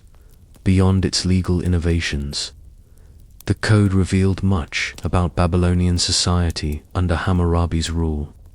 It showed a complex civilization with distinct social classes, sophisticated commercial practices, and detailed regulations governing everything from the construction of buildings to the treatment of medical patients. The code painted a picture of a society that valued order, stability, and the protection of the vulnerable. Hammurabi's military campaigns, while successful, were always conducted with an eye toward his larger civilizing mission. When he conquered Mari, one of Mesopotamia's great cities, he did so not to destroy but to incorporate. The city's archives, containing thousands of cuneiform tablets documenting diplomatic correspondence and administrative records, revealed the sophisticated nature of international relations during this period. The king's approach to conquered territories was revolutionary for its time. Rather than simply extracting tribute and installing puppet rulers, Hammurabi sought to integrate new subjects into the Babylonian system. He respected local customs where they didn't conflict with his laws, promoted trade and cultural exchange, and gradually transformed conquered enemies into loyal citizens of a growing empire. Under Hammurabi's rule, Babylon itself became a wonder of the ancient world. The city's population swelled as merchants, craftsmen, and scholars were drawn to its opportunities and protection. The great ziggurat, dedicated to Marduk, began to take shape, its ascending levels symbolizing the connection between earth and heaven that Babylonian religion celebrated. The king's patronage of learning and culture transformed Babylon into more than just a political capital. It became the intellectual center of Mesopotamia. Scribes worked tirelessly to preserve and expand upon Sumerian literature and learning, while new works in the Babylonian dialect of Akkadian began to emerge. The Epic of Gilgamesh, though ancient in origin, was refined and standardized during this period, ensuring its preservation for future generations. As Hammurabi aged, he could look upon his achievements with satisfaction. He had transformed a regional kingdom into an empire, created a legal system that would influence civilizations yet unborn, and established Babylon as the cultural and political heart of Mesopotamia. His legacy would outlive him by thousands of years, inspiring rulers and lawmakers throughout history to seek the balance between power and justice that defined his reign. In the centuries following Hammurabi's death, Babylon experienced a cultural renaissance that would establish it as the intellectual and artistic center of the ancient world. The foundations laid by the great lawgiver provided the stability necessary for learning and creativity to flourish, and the city became a magnet for scholars, artists, and innovators from across the known world. The scribal schools of Babylon grew into sophisticated institutions of learning where the accumulated wisdom of Mesopotamian civilization was preserved, studied, and expanded. These schools were far more than simple centers of literacy. They were universities where mathematics, astronomy, medicine, and literature were taught to students who would go on to serve in temples, palaces, and merchant houses throughout the empire. Babylonian mathematicians made revolutionary advances during this period, developing a sophisticated understanding of numerical relationships that would influence mathematical thought for millennia. They perfected the sexagesimal system based on the number 60, which gave them the ability to perform complex calculations with remarkable precision. This mathematical framework would eventually give us our system of measuring time and angles.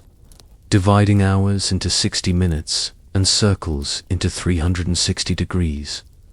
The pursuit of mathematical knowledge was not merely abstract but deeply practical. Babylonian engineers used advanced geometric principles to design irrigation systems that could distribute water with remarkable efficiency across vast agricultural regions. Their architects employed mathematical ratios to create buildings that were not only structurally sound but aesthetically pleasing, incorporating principles of proportion and symmetry that would influence architectural theory for centuries. Astronomy became another area of Babylonian excellence, driven by both religious devotion and practical necessity. The movements of celestial bodies were believed to reflect the will of the gods, making accurate observation and prediction a matter of spiritual as well as political importance. Babylonian astronomers developed sophisticated methods for tracking planetary movements, creating mathematical models that could predict eclipses and other celestial events with remarkable accuracy. These astronomical observations were carefully recorded on cuneiform tablets that served as both scientific records and religious texts.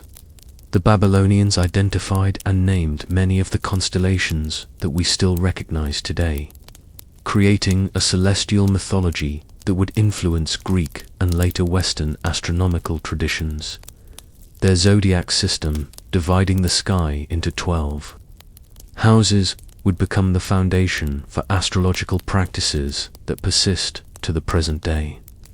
Medicine, too, flourished under Babylonian patronage, combining empirical observation with spiritual healing practices. Babylonian physicians developed sophisticated diagnostic techniques and treatments for a wide range of ailments, creating medical texts that would be consulted by healers throughout the ancient world. They understood the importance of hygiene, proper diet, and surgical intervention, while also incorporating prayer and ritual into their healing practices. The legal traditions established by Hammurabi continued to evolve and develop, with subsequent generations of jurists refining and expanding upon the original code. Legal scholars created extensive commentaries on complex cases, developing principles of jurisprudence that would influence legal thinking far beyond Mesopotamia's borders. The concept of written law as a foundation for just governance became a Babylonian gift to human civilization. Literature reached new heights during Babylon's cultural flowering, with poets and storytellers creating works that would endure long after the empire itself had fallen. The standardized version of the Epic of Gilgamesh, compiled during this period, represents one of humanity's greatest literary achievements, exploring themes of friendship, mortality, and the search for meaning that remain relevant today. Religious literature also flourished, with theologians and poets creating elaborate hymns and prayers that revealed the sophisticated nature of Babylonian spiritual thought. These texts explored complex questions about the nature of divine justice, the relationship between gods and humans, and the meaning of suffering in a world governed by cosmic order. The famous Babylonian Theodicy, a poetic dialogue about the problem of evil, demonstrates the intellectual depth of Babylonian religious reflection. Art and architecture reached unprecedented levels of sophistication during this period. The great temples of Babylon were decorated with elaborate reliefs and sculptures that told stories of divine favor and royal achievement. Craftsmen developed new techniques for working with bronze, gold, and precious stones, creating objects of extraordinary beauty that served both practical and ceremonial purposes. The city's famous Ishtar Gate, though built in a later period, represented the culmination of Babylonian architectural achievement. Decorated with glazed brick reliefs of dragons and bulls, The gate served as both a defensive structure and a work of art, demonstrating the Babylonian belief that beauty and function should be harmoniously combined. Trade and commerce continued to drive Babylonian prosperity, with merchants developing increasingly sophisticated business practices. They created some of the world's first banking systems, established standardized weights and measures, and developed credit instruments that allowed for complex commercial transactions across vast distances. The Code of Hammurabi's commercial regulations provided a stable framework for these activities, encouraging economic growth and innovation.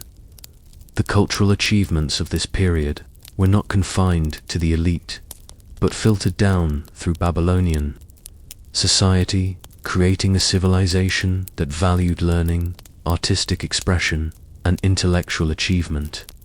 Common people could access education through the temple schools, and literacy rates were higher in Babylon than in most contemporary societies.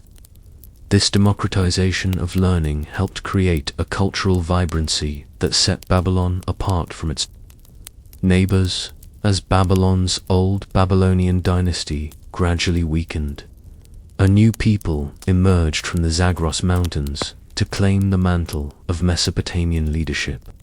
The Kassites, a mountain people with their own distinct culture and traditions, would rule Babylon for over 4 centuries, creating the longest-lasting dynasty in Mesopotamian history and ushering in an era of unprecedented stability and prosperity.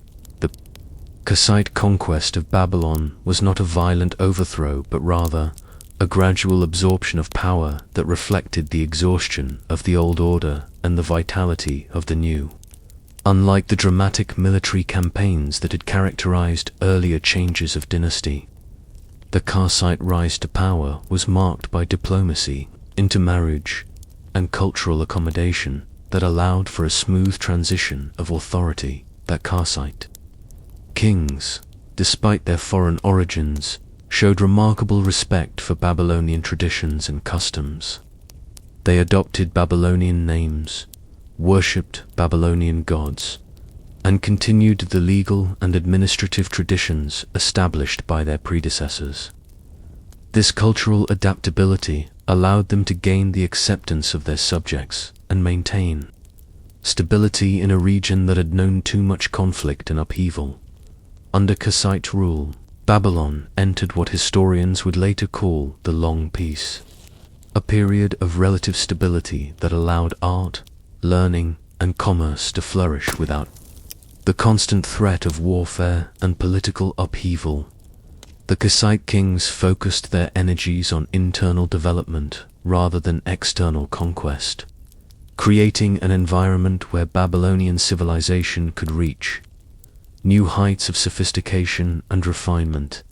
The Kassites introduced their own innovations to Babylonian culture, particularly in the realm of horse breeding and chariot warfare. They brought with them knowledge of advanced military technologies and techniques that enhanced Babylon's defensive capabilities without threatening its peaceful character. Their expertise with horses also contributed to improved transportation and communication throughout the empire. During this period, Babylon became increasingly connected to the wider ancient world through diplomatic and commercial relationships. Kassite kings exchanged letters and gifts with pharaohs in Egypt, kings in Assyria, and rulers in Anatolia, creating a network of international relationships that brought stability and prosperity to the entire region. These diplomatic archives, discovered by archaeologists, reveal a sophisticated understanding of international relations and protocol. The famous Elamana letters, found in Egypt but written in Babylonian cuneiform, demonstrate the extent to which Babylonian language and culture had become the diplomatic standard of the ancient Near East. Even kings who ruled peoples with their own writing systems chose to conduct their international correspondence in Babylonian. recognizing its status as the language of civilization and learning. Religious life under the Kassites maintained its traditional forms while incorporating new elements that reflected the dynasty's foreign origins. The great festivals of Marduk continued to be celebrated with elaborate ceremonies that reinforced the connection between divine favor and royal authority. The New Year festival, in particular, became an increasingly important celebration that brought together people from throughout the empire in a display of unity and devotion. The Kassite period saw significant advances in agricultural techniques and land management. The kings sponsored major irrigation projects that expanded the amount of cultivable land and increased agricultural productivity. They also developed new methods of crop rotation and soil conservation that sustained agricultural yields over long periods, contributing to the population growth and urbanization that characterized this era.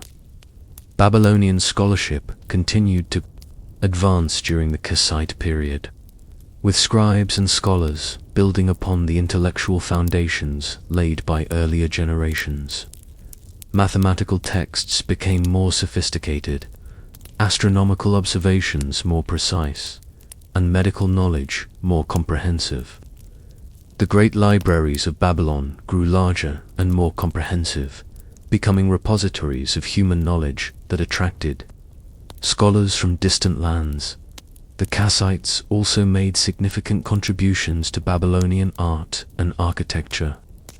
Their patronage supported the construction of new temples and palaces that incorporated both traditional Babylonian elements and distinctive Kassite innovations.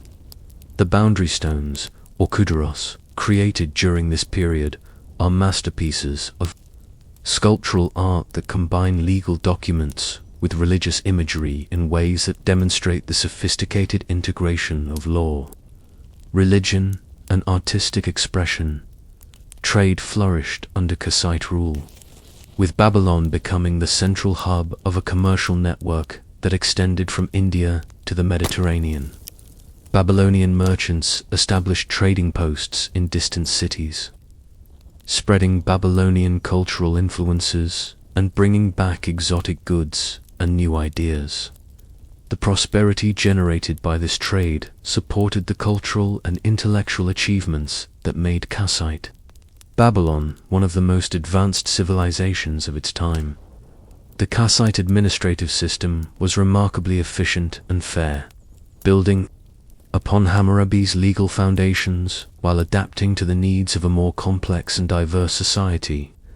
Provincial governors maintained local order while reporting to the central government in Babylon, creating a system that balanced central authority with local autonomy. This administrative innovation would influence later empires and contribute to the Kassite dynasty's remarkable longevity.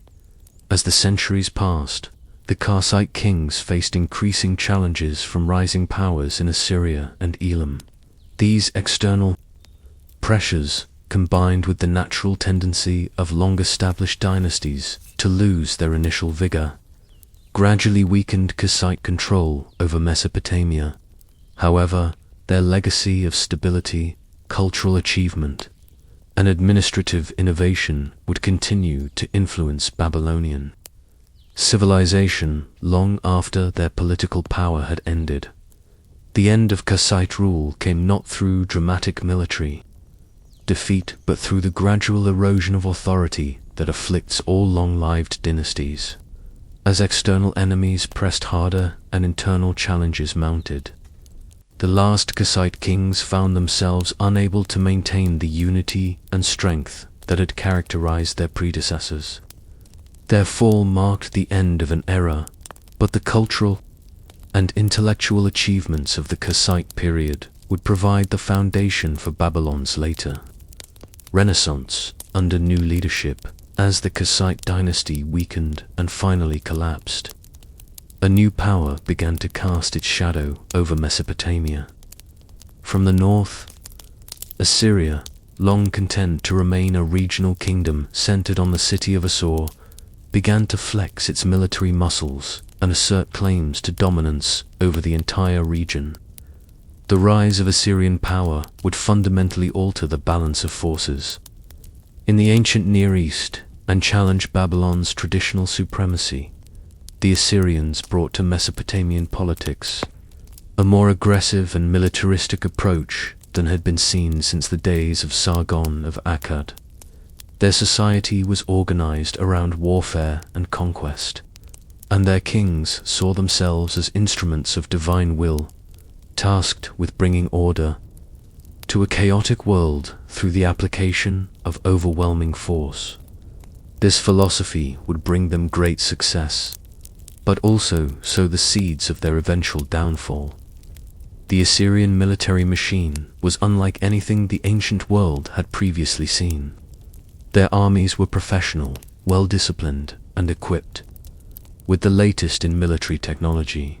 They pioneered the use of iron weapons on a massive scale, developed sophisticated siege techniques, and created the first truly effective cavalry units in ancient warfare. Their reputation for ruthlessness in battle made them feared throughout the known world. For Babylon, the rise of Assyrian power presented both challenges and opportunities. On one hand, Assyrian military might threatened the independence and cultural autonomy that Babylon had enjoyed for centuries. On the other hand, Assyrian rulers recognized the value of Babylonian learning and culture, often seeking to incorporate Babylonian traditions into their own expanding empire rather than simply destroying them. The relationship between Babylon and Assyria during this period was complex and ever-changing. Sometimes the two powers were allies, united against common enemies such as the Elamites to the east or the various peoples of the Iranian plateau. At other times they were bitter rivals, fighting for control of trade routes, agricultural regions, and the symbolic authority that came with dominance over Mesopotamia's ancient heartland. Assyrian kings often adopted Babylonian royal titles and participated in Babylonian religious ceremonies, recognizing the cultural prestige that came with association with Babylon's ancient traditions. They patronized Babylonian scholars and artists, sponsored the restoration of Babylonian temples, and sometimes even claimed to be the legitimate heirs of Hammurabi's legal and cultural legacy. Despite these cultural accommodations, Assyrian rule over Babylon was often harsh and extractive. The Assyrians saw Mesopotamia primarily as a source of wealth and manpower for their military campaigns, rather than as a cultural treasure to be preserved and nurtured. Their heavy taxation and forced conscription created resentment among the Babylonian population and contributed to periodic revolts against Assyrian authority. The city of Babylon itself suffered greatly during periods of Assyrian occupation. Several Assyrian kings, frustrated by Babylonian resistance to their rule, ordered the destruction of the city's walls, temples, and palaces. The most notorious of these destructions occurred under Sennacherib, who in 689 BCE ordered the complete destruction of Babylon, including the flooding of the city and the scattering of its sacred soil. However, the cultural and religious significance of Babylon was so great that even its destroyers found themselves compelled to rebuild it. Sennacherib's son and successor, Esarhaddon, undertook a massive reconstruction project that restored Babylon's temples and palaces, recognizing that legitimacy in Mesopotamia required the blessing of Babylon's ancient gods and the acceptance of its learned priesthood during periods of Assyrian domination. Babylonian scholars and artists often found themselves in the curious position of serving masters who both honored and oppressed their culture. Many chose to collaborate with Assyrian rulers, seeing this as the best way to preserve Babylonian learning and traditions. Others maintained a quiet resistance, working to preserve Babylonian independence and cultural integrity for future generations.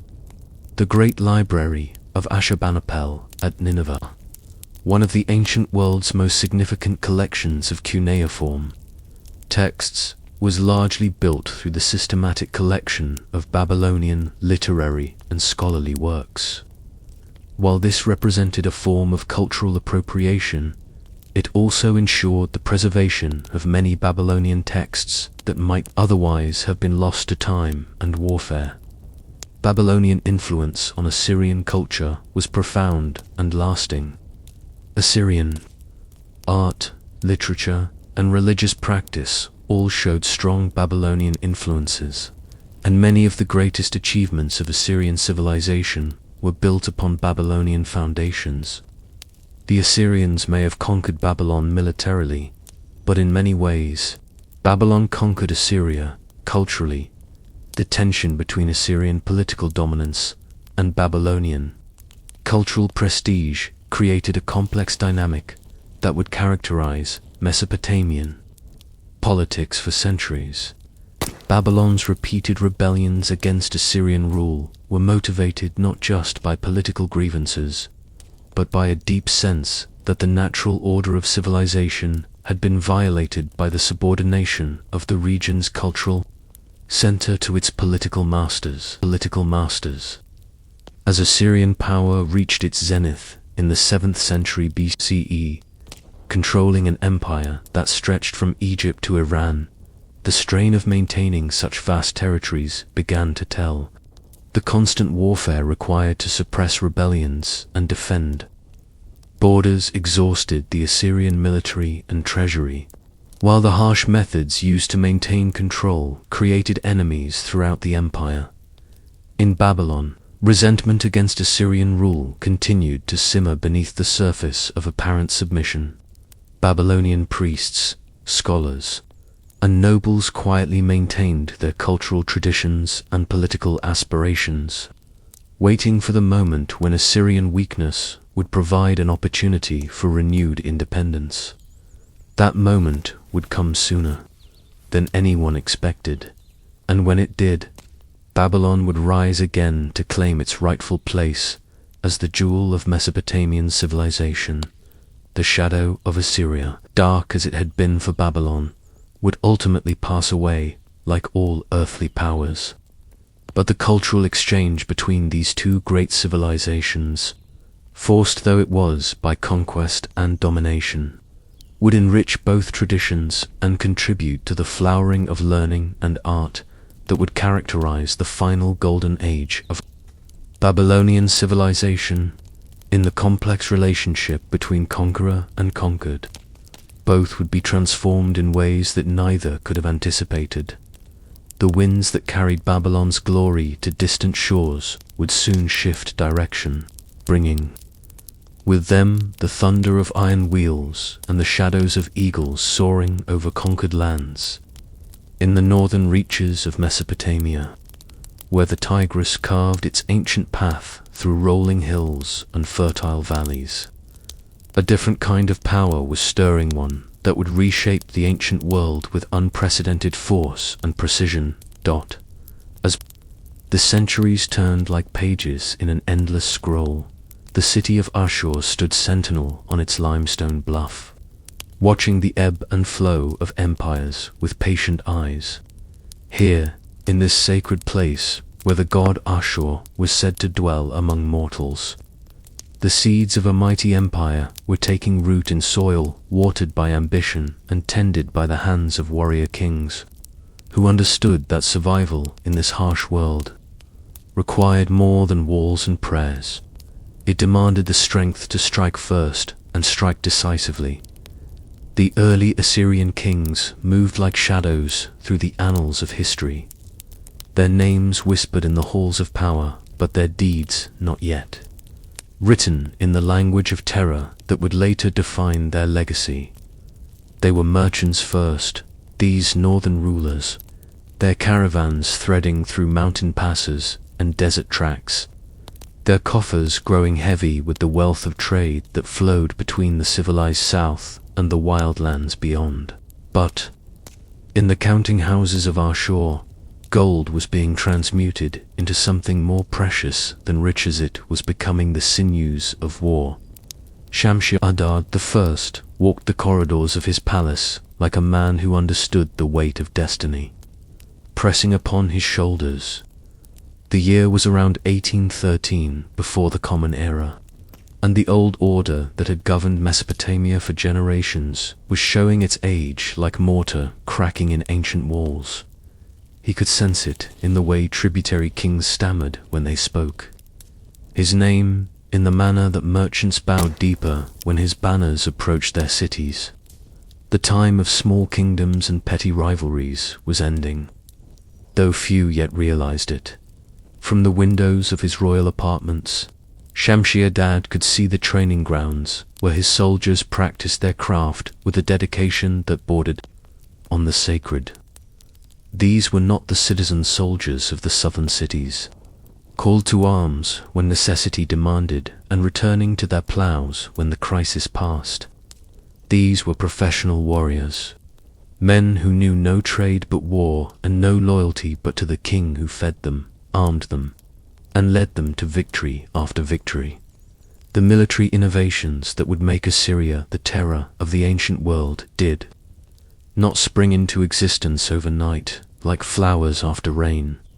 They grew slowly, tested in countless skirmishes and border wars, refined through generations of commanders who understood that warfare was both an art and a science requiring constant study and adaptation. In the armories of Ashur, master smiths worked iron with skills passed down from father to son, each generation adding new techniques, new designs, new ways to turn metal into instruments of conquest. The Assyrian chariot evolved from the simple, two-wheeled vehicles of earlier times into mobile platforms of destruction that could shatter enemy formations like waves breaking against rocky shores. The wheels were larger now, reinforced with iron bands that could crush fallen foes and navigate the roughest terrain. The cars were built to carry not just a driver and archer, but also spearmen who could leap down to exploit gaps in enemy lines, then remount to pursue fleeing survivors. But it was in the realm of siege warfare that Assyrian ingenuity truly flowered like a deadly garden. The great cities of Mesopotamia had grown complacent behind their massive walls, trusting in fortifications that had protected them for centuries. They had not reckoned with the methodical patience of engineers who approached each siege like a mathematical problem to be solved through applied force and superior technology. The battering rams of Assyria were marvels of engineering, bronze-headed beasts mounted on wheeled platforms and protected by leather canopies that could deflect arrows and burning oil. Teams of oxen would drag these instruments of destruction across miles of countryside, their bronze heads gleaming like the eyes of angry gods as they approached the walls of doomed cities. But the rams were only the beginning. Behind them came the siege towers, mobile fortresses that could bring archers and spearmen to the level of the highest battlements. Tiglath-Pileser I stood atop such a tower, his royal robes whipping in the wind as he surveyed the walls of yet another city that had dared to defy Assyrian will. The year was around 1100 before the Common Era, and his reign marked a new chapter in the long story of Assyrian expansion. Below him, the siege progressed with the methodical precision of a ritual, each phase executed according to principles refined through decades of conquest. First came the encirclement, Assyrian cavalry galloping in ever-tightening circles around the city walls, cutting off escape routes and preventing the arrival of relief forces. Then the engineers would move forward under cover of darkness, digging trenches and building earthworks that brought their siege engines ever closer to the walls. The psychological warfare began even before the first ram-struck stone messengers would be sent under flags of truce, carrying offers of surrender that grew less generous with each passing day. The cities that submitted early might keep their temples intact and their ruling families alive, though they would find themselves governed by Assyrian officials and their treasuries emptied to fill the royal coffers of Ashur.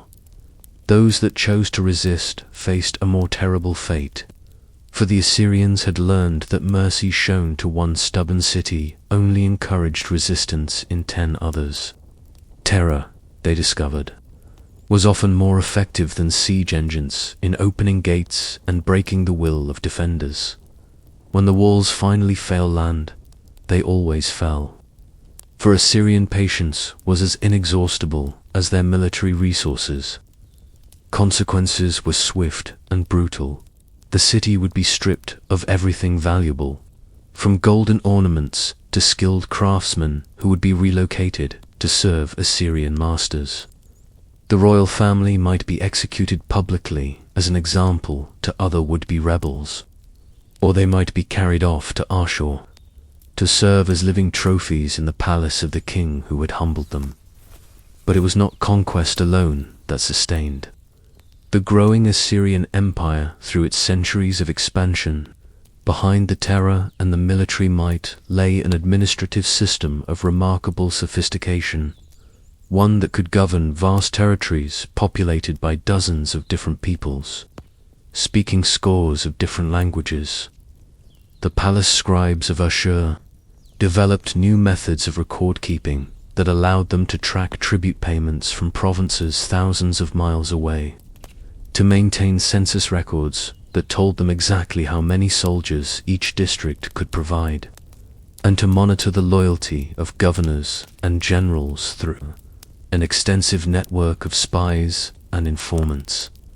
The royal road system that connected the far-flung provinces of the empire was a marvel of engineering that rivaled the siege engines in its strategic importance.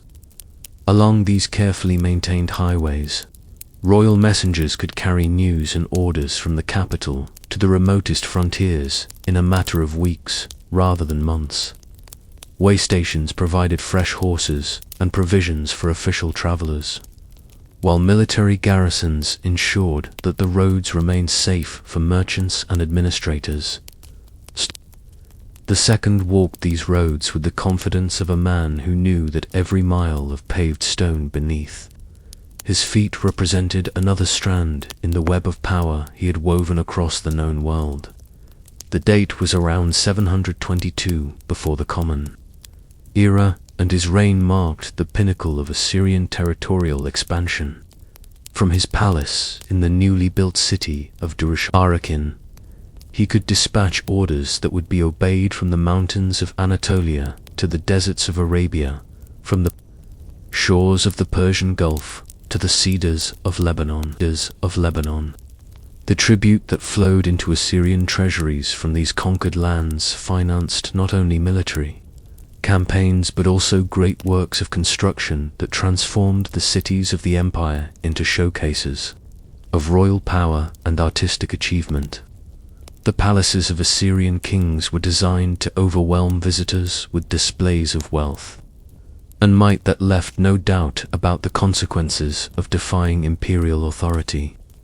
Massive stone bulls with human heads and eagle wings guarded the entrances to throne rooms, where captured kings knelt before the representative of Ashur.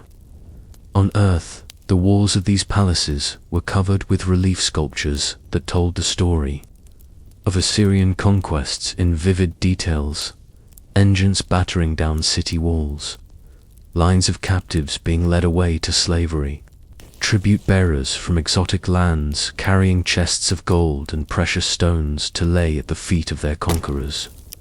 These images served multiple purposes. They glorified the achievements of the current king. They intimidated foreign ambassadors who came seeking audience. And they provided a visual record of imperial history that could be read by both the literate elite and the common people who might never learn to decipher cuneiform script. But perhaps most impressive of all were the royal gardens that, Assyrian kings created as demonstrations of their power over nature itself. These were not simple pleasure gardens like those that adorned the homes of wealthy merchants, but complex ecosystems that brought together plants and animals from every corner of the empire. Lions from the African provinces prowled through artificial forests beside deer from the northern mountains, while exotic birds filled aviaries that rivaled the temples in their grandeur. The famous Hanging Gardens, attributed by later generations to Babylon but more likely the creation of an Assyrian king, represented the ultimate expression of this imperial ambition to master and display the natural world. Water lifted by ingenious mechanical devices flowed through terraced gardens that seemed to float in mid-air, supporting trees and flowers that had never before grown together in nature. The engineering required for such a project demanded skills in hydraulics, architecture, and horticulture that pushed the boundaries of ancient technology. Yet for all their reputation as destroyers and conquerors, the Assyrian kings were also among the greatest preservers of ancient knowledge. Ashurbanipal, who ruled from 668 to 627 before the Common Era, assembled in his palace at Nineveh a library that would have been the envy of any modern scholar. The royal scribes scoured the empire for manuscripts and tablets, copying works that dated back to the dawn of writing itself, preserving for future generations the accumulated wisdom of millennia. In the quiet halls of this great library, far from the clamor of the training grounds and the bustle of the administrative offices, scholars worked with the patient dedication of monks, copying and cataloguing texts that ranged from mundane business records to sublime poetry. The epic of Gilgamesh survived to reach modern readers largely because Assyrian scribes recognized its value and ensured that multiple copies were preserved in the royal collection. Mathematical treatises, medical texts, astronomical observations, and religious hymns shared shelf space in a repository of knowledge that represented the collaborative achievement of dozens of ancient civilizations. The king himself was often found in these scholarly precincts, for Ashurbanipal prided himself on being able to read the ancient scripts in their original languages, rather than relying on translations prepared by his scribes. He understood that knowledge was power in its own right, and that the ruler who possessed the accumulated wisdom of the ages held advantages that could not be won through military force alone. The diplomatic correspondence found in the royal archives reveals a monarch who was as comfortable discussing philosophical questions with foreign scholars as he was planning military campaigns with his generals. This scholarly tradition helped to sustain Assyrian power through the inevitable periods of military setback and political crisis. When armies were defeated in distant provinces, or when natural disasters disrupted the collection of tribute, the empire could draw upon intellectual resources that enabled rapid adaptation and recovery. The administrative systems that governed far-flung territories were based on careful study of local customs and traditions, allowing Assyrian governors to rule with a lighter hand when possible, while maintaining the option of crushing force when necessary. The religious policies of the empire reflected this same combination of pragmatic tolerance and strategic intimidation. Local gods were generally allowed to continue receiving worship in their traditional temples, but they were understood to be subordinate to Ashur, the supreme deity whose earthly representative ruled from the palace at Nineveh. When rebellious cities were conquered, their patron gods might be carried off to Assyrian temples as hostages, ensuring the continued loyalty of populations who believed their deities were suffering in foreign captivity. This theological innovation proved remarkably effective at maintaining control over diverse populations without requiring the complete suppression of local cultures. A Syrian merchant could continue to pray to his ancestral gods while acknowledging the supremacy of Ashur, and a Phoenician craftsman could practice his traditional arts while serving Assyrian masters. The result was an empire that achieved a level of cultural integration previously unknown in the ancient world, held together by shared prosperity rather than fear alone. As the 8th century, before the Common Era, drew to its close, Assyrian power seemed as permanent as the mountains that ringed the northern borders of the empire. The military machine that had conquered city after city, province after province, showed no signs of weakening. If anything, each generation of Assyrian warriors seemed more skilled, more disciplined, more ruthlessly effective than the last. The siege engines grew larger and more sophisticated, the cavalry units more mobile and deadly, the infantry formations more flexible in their ability to adapt to changing battlefield conditions. Sennacherib, ascending to the throne in 705 before the Common Era, inherited an empire at the height of its power and confidence. The treasuries overflowed with tribute from dozens of subject peoples. The royal armories contained weapons enough to equip armies that could march to the ends of the earth, and the administrative apparatus hummed with the efficiency of a whale machine capable of governing territories larger than entire continents. From the great throne room at Nineveh, with its towering stone guardians and its walls depicting endless processions of conquered enemies, Sennacherib could survey an empire that stretched from the Caucasus Mountains to the borders of Egypt, from the shores of the Mediterranean to the highlands of Iran. Royal messengers brought news of tribute collected, garrisons reinforced, and potential threats identified and neutralized before they could develop into serious challenges to imperial authority. The kingdom of Judah, small and mountainous, seemed hardly worth the attention of such a mighty sovereign. Yet its strategic location on the routes connecting Egypt with the Mesopotamian heartland made it too important to ignore. When King Hezekiah dared to withhold tribute and began strengthening his fortifications in preparation for resistance, Sennacherib responded with the methodical precision that had brought down far greater powers than this. Stubborn hill kingdom, the Assyrian war machine rolled southward like an unstoppable natural force, gathering strength as it moved. City after city fell before the advance, their walls breached by engines that had perfected the art of destruction through generations of conquest. The countryside was stripped of everything useful, while the population was sorted with bureaucratic efficiency, skilled craftsmen and strong laborers to be relocated to serve imperial needs, the old and weak to be left behind in ruined settlements that would serve as warnings to future rebels. Jerusalem, perched on its rocky heights and surrounded by walls that generations of kings had strengthened and expanded, seemed like just another obstacle to be overcome through the application of superior technology and overwhelming force. The siege proceeded according to established protocols, with earthworks and trenches creeping closer to the walls, while negotiators offered terms that grew less generous each day. Inside the city, King Hezekiah and his advisors debated options that all seemed to lead to the same destination: surrender or destruction.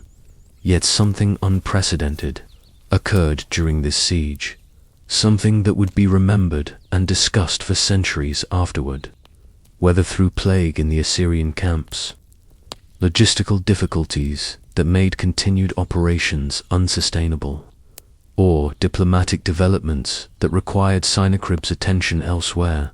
The siege was suddenly lifted. The Assyrian army withdrew northward, leaving Jerusalem intact and its people marveling at their unexpected deliverance. The event marked a subtle but significant shift in the momentum that had carried Assyrian expansion forward for so many generations.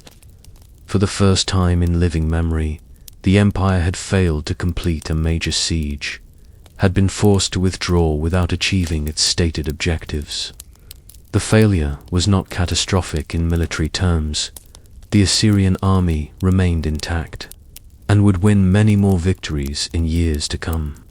But it created a psychological crack in the facade of imperial invincibility. Throughout the provinces of the empire, subject peoples who had long resigned themselves to Assyrian dominance began to whisper questions that had not been asked for generations. If mighty Jerusalem could survive a siege by the greatest military power in the world, what other supposedly impossible things might prove to be within reach? In the councils of vassal kings and in the private chambers of provincial governors, conversations began to take place that would have been unthinkable. Just a few years earlier, the administrative burden of governing such a vast empire was beginning to strain even the sophisticated bureaucracy that Assyrian kings had developed over the centuries. Communications that had once flowed smoothly along the royal roads now sometimes suffered delays as local officials discovered that they could exercise a degree of independent judgment without immediate consequences from the capital. Tax collection, once as reliable as the flooding of the Tigris, became subject to the kinds of irregularities that indicated weakening central control. Esarhaddon, who succeeded his father Sennacherib in 681 before the Common Era, understood better than most the challenges facing the empire he had inherited. A scholar as well as a warrior, he had studied the rise and fall of previous empires and recognized the warning signs that appeared when great powers began their inevitable decline toward dissolution. The solution, he believed, lay not in retreating from imperial ambitions, but in extending them to their logical conclusion: the conquest of Egypt, the last great independent power that remained unconquered by Assyrian arms. The campaign against Egypt represented both the pinnacle of Assyrian military achievement and the beginning of the end for the empire that had dominated the ancient world for so many centuries. The logistical challenges of projecting power across the deserts that separated Mesopotamia from the Nile Valley pushed Assyrian administrative capabilities to their limits and beyond. Supply lines stretched across thousands of miles required constant protection from raiding tribes, while the unique military environment of the Nile Delta demanded new tactical approaches that strained the flexibility of even veteran commanders. Yet the campaign succeeded brilliantly, at least in its immediate objectives. Egyptian resistance crumbled before the advance of siege engines and disciplined infantry that had perfected their techniques in countless previous wars. Memphis fell, then Thebes, and finally even the ancient capital of the pharaohs acknowledged Assyrian supremacy. For a brief moment, it seemed as though the empire had achieved the ultimate goal that had eluded even the greatest conquerors of the past dominion over all the civilized lands from the Euphrates to the Nile. But the very success of the Egyptian conquest created new problems that would ultimately prove insoluble. The resources required to maintain control over such distant territories placed enormous strains on the imperial treasury, while the deployment of Assyrian troops in Egypt left other frontiers dangerously exposed to ambitious neighbors who had been waiting for just such an opportunity. The Babylonians in the south, the Medes in the east, and various tribal coalitions along the northern borders all began to probe for weaknesses in defenses that had been thinned to support operations in distant Egypt. Ashurbanipal, the last great king of the Assyrian Empire, spent much of his reign fighting a series of increasingly desperate campaigns to maintain control over territories that were slipping away like sand through grasping fingers. The rebellion of his own brother, who governed Babylon as a supposedly loyal vassal, revealed the depth of the crisis facing imperial authority, when even members of the royal family could no longer be trusted to remain loyal. The entire foundation of the political system came into question in the Great Library at Nineveh. Scholars continued their patient work of copying and preserving ancient texts, perhaps sensing that the civilization they served was entering its final phase, and that future generations would need these records to understand what had once been accomplished in the palaces and temples of Assyria. The irony was not lost on the more perceptive observers of the time. The very knowledge that had helped to build and sustain the empire was now serving to document its decline and approaching fall. The military innovations that had given Assyrian armies their decisive advantages over earlier opponents were being copied and improved upon by enemies who combined Assyrian techniques with new ideas drawn from their own traditions. The Median cavalry, trained by officers who had learned their skills in Assyrian service before deserting to their homeland, proved particularly effective at exploiting the weaknesses of infantry formations that had once seemed invincible.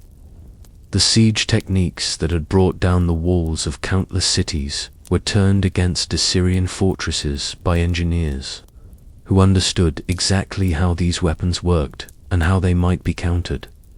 Perhaps most dangerous of all was the gradual erosion of the loyalty that had once bound provincial governors and military commanders to the service of the king in Nineveh. The prospect of rich rewards for faithful service became less attractive as the imperial treasury struggled to meet its obligations, while the risks of continued association with a failing regime grew more apparent with each passing year. Men who had built their careers in Assyrian service began to calculate whether their futures might be brighter in the service of rising powers like Babylon or Media. Nabopolassar of Babylon moved against Assyrian authority with the patience and methodical planning that had once characterized Assyrian expansion itself. Rather than launching hasty attacks that might be repelled by still formidable Assyrian military capabilities, he built coalitions, secured his supply lines, and waited for the optimal moment to strike decisive blows. The techniques were familiar because they had been perfected by Assyrian strategists over centuries of successful conquest now. They were being employed against the empire that had created them. The siege of Nineveh in 612 before the Common Era represented the final act in a drama that had been unfolding for generations. The great city that had been the center of the known world's most powerful empire found itself surrounded by the very enemies it had once conquered with such devastating effectiveness. The siege engines that battered its walls were based on Assyrian designs operated by engineers who had learned their craft in Assyrian workshops. The diplomatic isolation that prevented relief forces from reaching the besieged capital reflected the same techniques of alliance building and enemy dividing that had been employed so successfully by Assyrian kings against their own enemies. When the walls finally fell and the city burned, contemporary observers noted that the destruction was more complete than anything the Assyrians themselves had inflicted on their conquered enemies. The libraries were scattered, the palaces torn down stone by stone, and the very foundations of the great buildings broken up to prevent any future reconstruction. It was as though the victors were determined to erase not just Assyrian power, but the very memory of what that power had accomplished during its centuries of dominance. Yet even in destruction, the legacy of Assyrian achievement continued to shape the ancient world in ways that would become apparent only with the passage of time. The administrative techniques that had governed vast territories became the foundation for later empires that would rule even larger domains. The military innovations that had brought down city after city were refined and improved by successive generations of conquerors. The scholarly traditions that had preserved ancient knowledge in the royal library ensured that the wisdom of earlier civilizations would survive to inspire future achievements in science, literature, and philosophy, the roads that had carried Assyrian messengers to the remotest provinces became the highways along which new ideas and technologies would spread throughout the ancient world. The legal codes that had maintained order in diverse populations provided precedents for later attempts to create just and effective systems of government. Even the artistic styles that had adorned Assyrian palaces continued to influence sculptors and architects for centuries after the empire itself had become only a memory preserved in ancient texts and archaeological remains. As the last Assyrian king fled westward with the remnants of his army, seeking refuge among allies who were themselves too weak to offer effective resistance to the coalition that had destroyed his empire.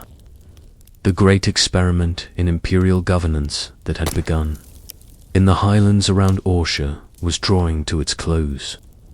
The iron discipline that had once seemed unbreakable had finally encountered forces that proved stronger, not just military forces, but the deeper currents of historical change that no amount of administrative skill or military might could ultimately resist. Out the eagles that had soared over so many conquered lands would fly no more, their wings clipped and their eyries abandoned to the desert winds. But in the silence that followed their fall, other voices could be heard, rising voices that spoke of new empires waiting to be born, new conquerors preparing to test themselves against the challenges that had ultimately proved too great for Assyrian power to overcome. The story of Mesopotamian civilization was far from over, though another chapter in that ancient tale had reached its end.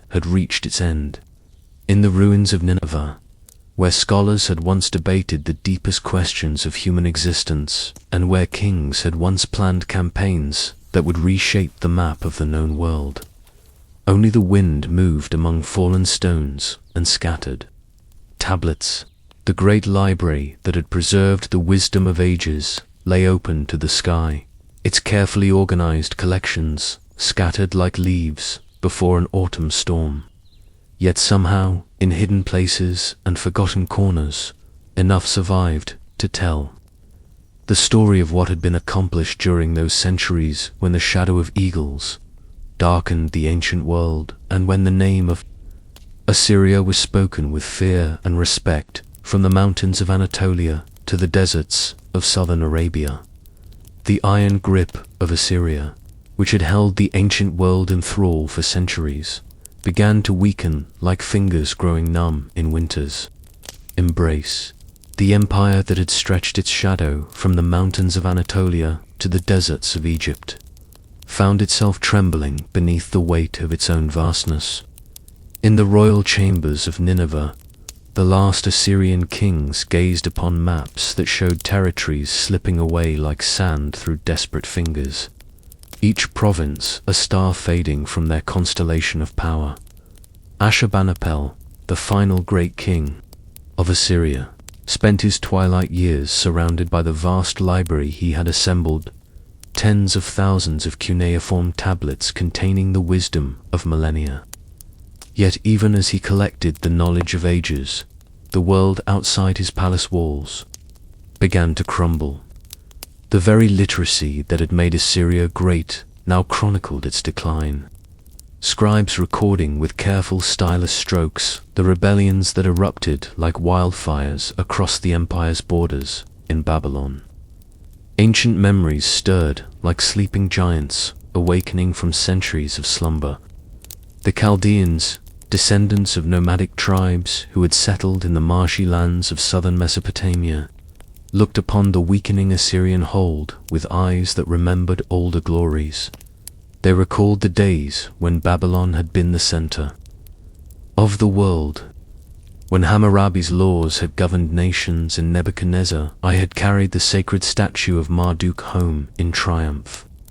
Now, they whispered among themselves, the time had come for Babylon to rise again. Nabopolassar, a Chaldean chieftain whose name meant Nabu, protects the sun, raised the banner of rebellion in 626 BCE. His was not merely a political revolt, but a spiritual awakening, a call for the restoration of Babylonian glory that resonated through the palm groves and irrigation channels of the ancient land. The very rivers seemed to sing with anticipation as his forces moved northward, their bronze spearheads catching the light of dawn like promises of a new age. As Nabopolassar's rebellion gained momentum, he found an unexpected ally in the mountains. To the east, the Medes, a fierce Indo-European people who had carved their own kingdom from the highlands of Iran, shared the Babylonians' desire to see Assyrian power broken forever. Cyaxares, king of the Medes, extended his hand across the cultural divide, and to ancient peoples, one Semitic, one Indo-European joined forces against their common oppressor. The alliance between Babylon and Media was more than a military convenience. It was a meeting of destinies that would reshape the map of the ancient world. Where Assyrian diplomacy had been built upon fear and the systematic destruction of rebellious cities, this new partnership was founded upon mutual respect and shared ambition. The Babylonians brought their ancient wisdom and their knowledge of siegecraft, while the Medes contributed their legendary cavalry and their mastery of mountain warfare. In 614 BCE, the combined forces of this alliance struck at the very heart of Assyrian power. The ancient city of Assur, the religious capital from which the empire had taken its name, fell after a siege that seemed to echo with the cries of all those who had suffered under Assyrian rule. When the walls finally crumbled, it was as if the very foundations of an age were giving way. The statue of Assur, the god who had blessed Assyrian conquests for 1,000 years, was carried away into captivity, a bitter irony that the Assyrians, masters of deportation, now watched their own deity led into exile. 2 years later, in 612 BCE, Nineveh itself came under siege. The great city that had once been called the rejoicing city that dwelt carelessly found itself surrounded by enemies whose ancestors it had oppressed for generations. The siege was a masterpiece of ancient warfare, combining Babylonian engineering with Median determination. They diverted the rivers that protected the city, turning Nineveh's greatest defense into the instrument of its doom. When the waters receded and the walls lay breached, the sack of Nineveh was swift and terrible. The palace of Sennacherib, where once the king had boasted of his conquests in stone reliefs, was consumed by flames that reached toward heaven like prayers of the oppressed, finally answered. The great library of Ashurbanipal, ironically, was preserved by the very fire that destroyed the palace. The clay tablets, baked hard by the heat, becoming permanent records of a civilization's end. The fall of Nineveh sent shockwaves throughout the ancient world. Egypt, which had finally freed itself from Assyrian control, looked nervously eastward at the rising power of Babylon. The small kingdoms of the Levant, Israel, Judah, Phoenicia suddenly found themselves caught between new titans. For centuries, these nations had lived in the shadow of Assyrian power. Now they had to navigate a changed world where different forces held sway. With Assyria's collapse, Nabopolassar turned his attention to rebuilding Babylon in a glory that would surpass even its ancient splendor. The city that had been repeatedly destroyed and rebuilt throughout its long history would now be transformed into the greatest metropolis the world had ever seen. From the stepped ziggurats to the Hanging Gardens. Every structure would proclaim to the world that Babylon had reclaimed its rightful place as the center of civilization. When Nabopolassar died in 605 BCE, his son Nebuchadnezzar II ascended to a throne that commanded respect from the Nile to the Zagros Mountains. The young king, whose name meant Nabu, protects the crown, possessed both his father's political acumen and a vision of architectural grandeur that would leave monuments standing long after his empire had fallen to dust. Under his rule, Babylon would experience its greatest flowering, a renaissance that married ancient Mesopotamian traditions with the cosmopolitan influences of a truly international empire. Nebuchadnezzar's first great achievement was the completion of his father's military campaigns. The remnants of Assyrian power, which had fled to Haran in the west, were finally extinguished. Egypt, under Pharaoh Necho II, had attempted to prop up the dying Assyrian state as a buffer against rising Babylonian power, but Nebuchadnezzar's victory at Carchemish in 605 BCE ended any hope of Egyptian influence in Mesopotamian affairs. The young king had announced his arrival on the world stage with the core authority of military victory. Yet it was not in war, but in peace, that Nebuchadnezzar's genius truly shone. He understood that lasting power came not merely from the ability to conquer, but from the capacity to inspire awe and devotion. His reconstruction of Babylon was conceived on a scale that dwarfed even the greatest achievements of his predecessors. The Ishtar Gate, faced with brilliant blue glazed bricks and decorated with golden dragons and bulls, became the ceremonial entrance to a city that seemed to have been designed by the gods themselves. The famous Hanging Gardens, one of the 7 wonders of the ancient world, rose in terraced splendor within the royal palace complex.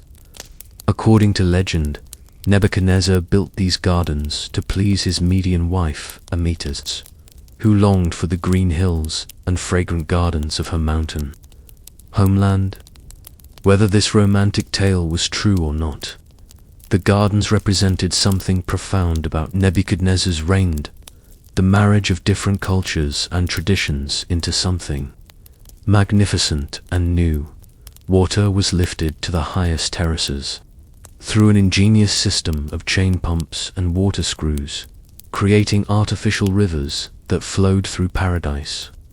Exotic plants from across the known world, cedar trees from Lebanon, roses from Persia, fruit trees from the Mediterranean grew in soil carried up from the fertile plains below. The gardens were a testament to human ingenuity and the wealth of an empire that could afford such magnificent follies. The ziggurat of Marduk, known to the Babylonians as Etemenanki, the foundation of heaven and earth, was rebuilt on a scale that justified its biblical fame as the Tower of Babel, rising in 7 stages to a height of nearly 300 feet. It dominated the city's skyline like a mountain built by human hands. Pilgrims from across the empire climbed its steep stairs to worship at the shrine of Marduk at its summit, each step taking them closer to the dwelling place of the gods. Nebuchadnezzar's empire stretched from the Persian Gulf to the borders of Egypt, encompassing a bewildering diversity of peoples, languages, and cultures. Unlike the Assyrians, who had ruled through fear and systematic deportation, the Babylonians adopted a more sophisticated approach to imperial administration. They allowed conquered peoples to maintain their local customs and religious practices, requiring only political submission and the payment of tribute. This policy of cultural tolerance was both pragmatic and idealistic. Practically, it reduced the likelihood of rebellion and made administration more efficient. Ideologically, it reflected a Babylonian worldview that saw their empire as the earthly reflection of divine order. With Marduk at its head, and all other gods serving as his subordinates rather than his enemies. Yet even the most enlightened, imperial policies could not eliminate the tensions inherent in ruling such a vast and diverse territory. The kingdom of Judah, in particular, proved a constant source of difficulty. Located on the crucial route between Mesopotamia and Egypt, Judah found itself repeatedly caught between the competing ambitions of the great powers. When King Jehoiakim of Judah switched his allegiance from Babylon to Egypt, Nebuchadnezzar's response was swift and decisive. The first siege of Jerusalem in 597 BCE resulted in the deportation of the young King Jehoiachin and many of the city's leading citizens to Babylon. This was not the cruel uprooting practiced by the Assyrians, but a calculated policy designed to remove potential leaders of rebellion while preserving the kingdom as a viable tributary state. The exiles were settled in their own communities near Babylon, where they could maintain their religious and cultural identity while serving the empire in various capacities. Among these exiles was a young priest named Ezekiel, whose visions by the river Chebar would profoundly influence the development of Jewish theology. The Babylonian exile, far from destroying Jewish religion, would purify and strengthen it, leading to innovations in religious thought that would echo through history. In the schools of Babylon, Jewish scholars would develop new forms of interpretation and begin the process of canonizing their sacred texts. The cosmopolitan environment of Nebuchadnezzar's Babylon fostered an unprecedented exchange of ideas. Chaldean astronomers, building upon centuries of Mesopotamian observation, created mathematical models of planetary motion that would influence Greek and later Islamic astronomy. The Babylonian system of dividing the circle into 360 degrees, the hour into 60 minutes, and the minute into 60 seconds became the foundation of mathematical measurement that persists to this day. In the great library attached to the Temple of Marduk, scholars copied and preserved texts from across the empire. Sumerian literature, which had already been ancient when Hammurabi ruled Babylon, was carefully maintained and studied. New works were composed that synthesized different cultural traditions, creating a truly international literature that reflected the diverse character of the Neo-Babylonian Empire. Yet beneath this cultural flowering lay the ever-present reality of imperial power. When Zedekiah, the puppet king installed by Nebuchadnezzar in Jerusalem, finally rebelled in 589 BCE, the Babylonian response was catastrophic. The siege of Jerusalem lasted nearly 2 years, reducing the proud city to starvation and despair. When the walls were finally breached in 586 BCE, Solomon's temple, the physical symbol of God's covenant with Israel, was destroyed. Its treasures carried away to decorate Babylonian shrines. As Nebuchadnezzar aged, the absolute power he wielded began to exact its psychological toll. The king who had built wonders that dazzled the world increasingly retreated into a private realm of grandiose visions and religious obsessions. The Book of Daniel, written centuries later, would remember him as a king who demanded that all peoples worship a golden image he had erected. A man so consumed with his own glory that he lost sight of his humanity. Whether the biblical account of Nebuchadnezzar's madness, his supposed 7 years living as a beast in the wilderness, has any historical basis is uncertain. But the psychological profile it presents rings true to the experience of absolute rulers throughout history. Power on such a scale, wielded without meaningful constraint, tends to corrupt not only morally but mentally, creating a distorted sense of reality where the ruler's whims become indistinguishable from divine will. The administrative records from Nebuchadnezzar's later years suggest a king increasingly obsessed with building projects and religious ceremonies, less engaged with the practical work of governing. The great constructions that made Babylon famous, the Hanging Gardens, the Ishtar Gate, the rebuilt ziggurat, may have been as much expressions of personal megalomania as genuine attempts to glorify the empire. When Nebuchadnezzar died in 562 BCE, after a reign of 43 years, he left behind an empire at the height of its physical splendor, but beginning to show signs of internal strain. His son, Evil Merodach, whose name meant Man of Marduk, ruled for only 2 years before being assassinated by his brother-in-law Neriglissar. The rapidity of these succession crises revealed the fundamental weakness that lay beneath Babylon's magnificent facade. Unlike the carefully developed administrative systems of Assyria or the later Persian Empire, Babylonian power remained dangerously dependent on the personal authority of individual rulers. Neriglissar's own reign lasted only for years, ended by his death in 556 BCE. His young son, Labash-Marduk, ruled for less than a year before being overthrown by a cultured nobleman whose mother had been a priestess of the moon god Sin. With Nabonidus's accession, the Neo-Babylonian Empire entered its final and most peculiar phase, as the new king's religious obsessions would ultimately prove more destructive than any foreign invasion.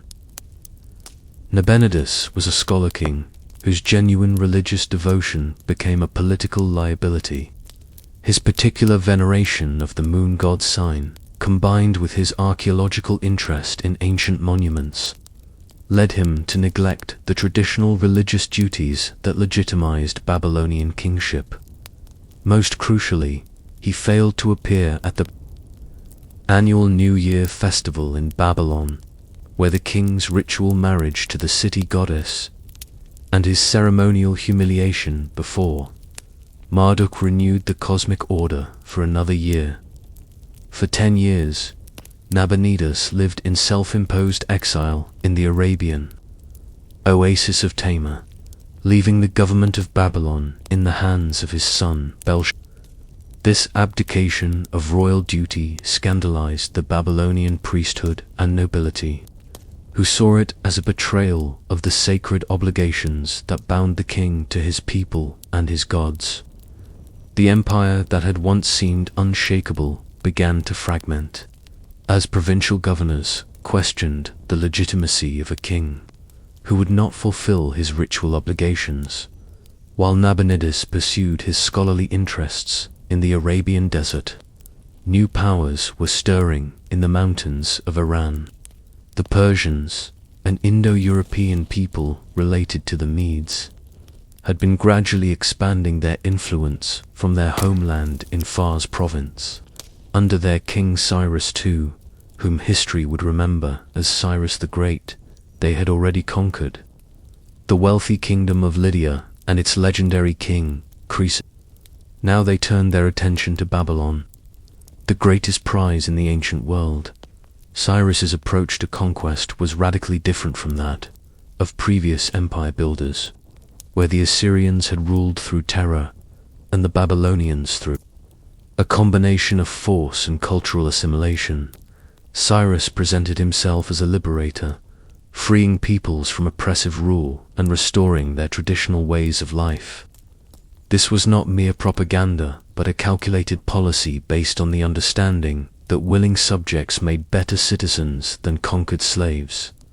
The famous Cyrus cylinder, discovered in Babylon and now housed in the British Museum, proclaims the Persian king's policy in terms that would not be out of place in a modern human rights document. Cyrus promised to restore displaced peoples to their homeland, to rebuild their temples, and to allow them to worship their gods according to their ancient customs. For the Jewish exiles in Babylon, this promise would prove literally life-changing, offering them the opportunity to return to Jerusalem and rebuild their temple. As Cyrus's armies approached Babylon in 539 BCE, the city that had once seemed impregnable found itself virtually defenseless. The Persian general Gobryas entered the city without a battle, walking through gates that had been opened by Babylonian nobles who preferred Persian rule to the continued religious chaos of Nabonidus's reign. The conquest was so peaceful that regular religious services continued uninterrupted in the temples, and the Persian occupation initially seemed more like a change of administration than a foreign conquest. When Cyrus himself entered Babylon, he made a point of honoring Marduk and participating in the religious ceremonies that Nabonidus had neglected. The Cuneiform records describe how the Persian king took the hands of Marduk in the traditional ritual of kingship, presenting himself not as a foreign conqueror, but as the god's chosen instrument for restoring proper order to the land. This respect for local religious traditions would become a hallmark of Persian imperial policy. The fall of Babylon marked the end of Mesopotamian independence forever. For nearly 3,000 years, from the first Sumerian city-states to the Neo-Babylonian Empire, the land between the rivers had been governed by peoples who shared its ancient culture and traditions. Now it became a province, albeit an important, an honored province of an empire whose center lay far to the east in the Iranian Plateau. Yet the Persian conquest was not the catastrophe it might have been. The Achaemenid Empire, which Cyrus founded, adopted and preserved many aspects of Mesopotamian civilization.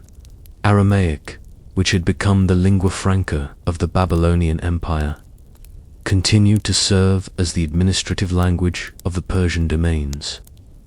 The sophisticated bureaucratic systems developed over millennia in Mesopotamia were incorporated into Persian government, helping to administer an empire that stretched from India to Greece.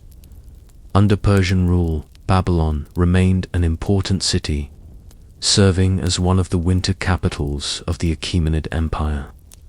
The hanging gardens continued to bloom. The ziggurat of Marduk still dominated the skyline, and the Ishtar Gate still gleamed with its blue-glazed bricks.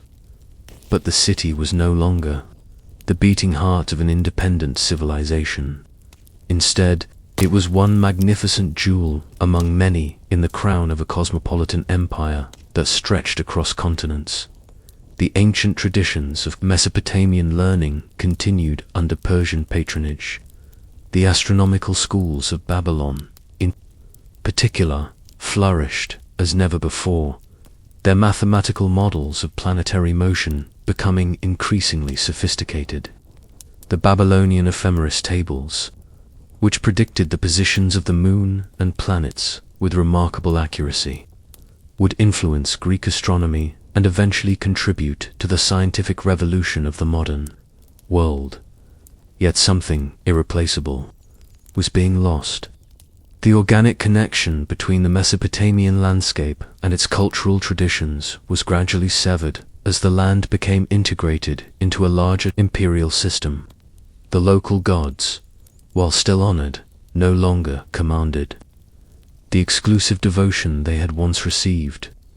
The ancient languages, Sumerian and Akkadian, increasingly became the preserve of scribal schools and temple archives rather than living languages of commerce and daily life. When Alexander the Great conquered the Persian Empire in 331 BCE, Babylon experienced a brief revival. The young Macedonian king, like Cyrus before him, recognized the city's symbolic importance and made it one of his capitals. He died there in 323 BCE, in the palace of Nebuchadnezzar, as if the ancient city had claimed one final world conqueror. For its own, Alexander's successors, the Seleucid kings, continued to honor Babylon. But they also built new cities that gradually drew away its population and importance. The founding of Seleucian Tigris by Seleucus I in 305 BCE marked the beginning of Babylon's final decline. The new city, built with all the advantages of Hellenistic urban planning, offered opportunities that the ancient city, constrained by its traditional layout and silted waterways, could not match. Slowly but inexorably, merchants, craftsmen, and scholars migrated to the new capital, leaving Babylon to subside into provincial obscurity. By the time the Parthians conquered Mesopotamia in the 2nd century BCE, Babylon was already becoming a city of ruins. The great ziggurat, abandoned and no longer maintained, began to crumble under the relentless assault of wind and rain. The hanging gardens, deprived of the complex irrigation system that had sustained them, withered and died. The blue bricks of the Ishtar Gate were carried away to decorate humbler buildings, their golden animals and dragons scattered like memories of a forgotten dream.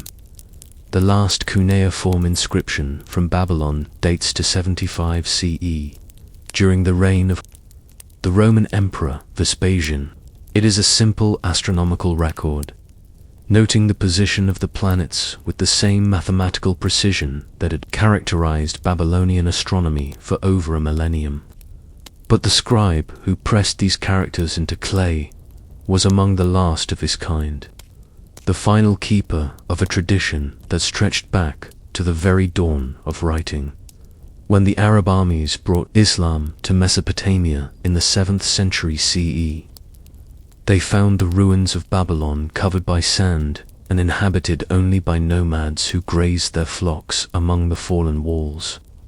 The city that had once ruled the world had become a source of building materials for nearby villages, its burnt bricks and carved stones recycled into humbler structures. Yet, even in ruin, Babylon retained its power to inspire awe and wonder. Islamic historians and geographers wrote of the city with a mixture of admiration and horror, seeing in its fallen grandeur both the heights of human achievement and the inevitable fate of worldly power. The ruins became a meditation on the transience of earthly glory, a physical sermon on the vanity of human ambition. Poets and mystics found in Babylon's desolation a profound symbol of the world's fundamental impermanence. Medieval Jewish tradition, shaped by the memory of exile and return, remembered Babylon with complex emotions. It was the city of captivity, where the people had wept by the rivers and hung their harps upon the willows. Yet it was also the place where the Talmud was compiled, where Jewish learning had flourished under foreign rule, where the experience of diaspora had forged new forms of religious identity that would sustain the Jewish people through centuries of dispersion. Christian writers saw in Babylon's fate the fulfillment of biblical prophecy, the literal realization of Isaiah's prediction, that the city would become a desolation, a place for wild beasts and owls. The ruins served as evidence of divine justice, proof that even the mightiest human achievements could not stand against the judgment of heaven. Yet these same writers could not entirely suppress their admiration for the civilization that had created such wonders. As the centuries passed, even the location of Babylon became uncertain. The Euphrates changed its course, as rivers do, and the landmarks that had once made the site unmistakable disappeared beneath shifting sands. Local traditions preserved garbled memories of ancient glory, but the details became increasingly confused. Babylon began its transformation from historical fact to mythological symbol, from a place on the map to a state of mind. The rediscovery of Mesopotamian civilization by European theologians in the 19th century was like a resurrection of the dead. When Henry Rawlinson deciphered the cuneiform script and Austin Henry Layard excavated the ruins of Nineveh, they revealed to an astonished world a civilization of unexpected sophistication and antiquity. The crude, primitive peoples described in older historical accounts were replaced by a vision of complex urban societies that had achieved remarkable heights of artistic and intellectual accomplishment. The royal tombs of Uruk, excavated by Leonard Woolley in the 1920s, revealed a level of craftsmanship and artistic sophistication that rivaled anything produced in the classical world. The golden helmet of Mescalamdeg and the elaborate headdress of Queen Pobi spoke eloquently of a civilization that had achieved cultural maturity when most of Europe was still in the Stone Age. The standard of Uruk, with its intricate scenes of peace and war, showed a society of remarkable complexity and refinement. Perhaps most significantly, the recovery of Mesopotamian literature revealed the profound influence this ancient civilization had exerted on later cultures. The Epic of Gilgamesh, with its themes of friendship, mortality, and the search for meaning, proved to be not just the world's first great work of literature, but also the source of motifs that appeared throughout ancient and modern writing. The flood story, the garden paradise, the hero's quest all had their origins in the tablets of ancient Mesopotamia. The Code of Hammurabi, with its principle of proportional justice and its concern for the protection of the weak, revealed a legal tradition that had profoundly influenced both Jewish law and later legal systems. The concept of written law as a protection against arbitrary power. The idea that justice should be public and predictable rather than hidden and capricious could be traced directly to the achievements of Mesopotamian lawmakers. Today, the ruins of ancient Mesopotamian cities lie scattered across modern Iraq, silent witnesses to vanished grandeur. Ur, where Abraham is said to have been born, rises from the desert like a man-made mountain, its ziggurat restored by Saddam Hussein as a symbol of Iraqi nationalism. Babylon, partially reconstructed with modern bricks stamped with the dictator's name, became an awkward marriage of ancient achievement and contemporary hubris. The wars and conflicts that have ravaged Iraq in recent decades have taken a toll on these ancient sites that survived 3 millennia of conquest and abandonment. The Baghdad Museum, which housed one of the world's finest collections of Mesopotamian artifacts, was looted during the chaos that followed the 2003 invasion. Thousands of objects that had survived the fall of empires and the passage of ages disappeared into the international antiquities trade, their archaeological contexts lost forever. Yet the legacy of Mesopotamian civilization extends far beyond the physical remains buried in Iraqi soil. Every time we divide an hour into 60 minutes or a circle into 360 degrees, we honor the mathematical achievements of Babylonian astronomers. Every time we read a story of heroic adventure or divine justice, we participate in literary traditions that began with the Scribes of Uruk and Babylon.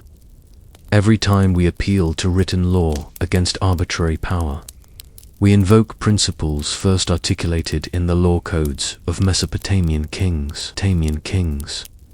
The influence of Mesopotamian civilization on the development of human culture has been so profound and pervasive that it has become nearly invisible, like the air we breathe. The very concept of civilization, of urban life organized around specialized labor, written records, and monumental architecture was pioneered in the city-states of ancient Sumer. The idea that human beings could reshape their environment through technology and organization, that they could build permanent settlements that would endure beyond the lifetime of their founders, began in the fertile plains between the Tigris and Euphrates. Modern archaeology continues to reveal new aspects of Mesopotamian achievement. Satellite imagery has identified thousands of previously unknown archaeological sites across Iraq and neighboring countries. suggesting that the ancient population and cultural complexity of the region were even greater than previously imagined. Advanced dating techniques have pushed back the origins of urban civilization, revealing that the transition from village to city life occurred gradually over many centuries, rather than in a sudden revolutionary burst. The environmental history of Mesopotamia also offers sobering lessons for the modern world. The salinization of agricultural land, caused by intensive irrigation without adequate drainage, contributed to the decline of Sumerian civilization and serves as a warning about the long-term sustainability of agricultural practices. The climatic changes that affected the region during the Bronze Age collapse provide insights into how civilizations respond to environmental stress and resource scarcity. In the academic world, Assyriology, the study of ancient Mesopotamian languages and cultures, continues to produce new insights and discoveries. Tens of thousands of cuneiform tablets remain untranslated in museum collections around the world, each potentially containing information that could reshape our understanding of ancient history. New techniques of textual analysis and archaeological investigation promise to reveal aspects of Mesopotamian life that have remained hidden for millennia. The digital age has brought new opportunities for preserving and studying Mesopotamian heritage. The Cuneiform Digital Library Initiative has made thousands of tablets available online, allowing scholars worldwide to collaborate in deciphering and interpreting ancient texts. Three-dimensional scanning and virtual reality technologies offer new ways to experience and understand ancient architecture and art, making the achievements of Mesopotamian civilization accessible to audiences far removed from the dusty tells of Uruk. Yet perhaps the most important legacy of ancient Mesopotamia lies not in its technological innovations or artistic achievements, but in its demonstration of human potential. The people who created the first cities, who invented writing, who developed complex systems of law and administration, who built monuments that touched the sky and created literature that moved the human heart. These people were not fundamentally different from ourselves. They faced the same basic challenges of organizing society, of finding meaning in existence, of creating beauty in a world often marked by suffering and uncertainty. Their solutions to these universal human problems were their own, shaped by their particular environment and historical circumstances, yet their willingness to attempt solutions, to push beyond the immediate demands of survival toward something greater and more enduring, speaks to capacities that remain present in human nature.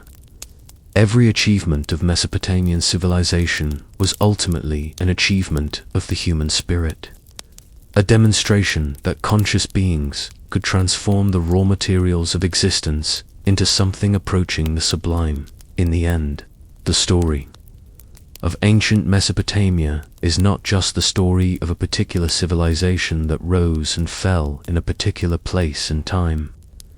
It is the story of humanity's first great experiment in conscious cultural creation, the initial attempt to build societies that could preserve and transmit the accumulated wisdom of generations. That this experiment ultimately failed, that the cities crumbled and the empires fell, does not diminish its significance. Every human society since has been built upon foundations laid first in the plains of Mesopotamia.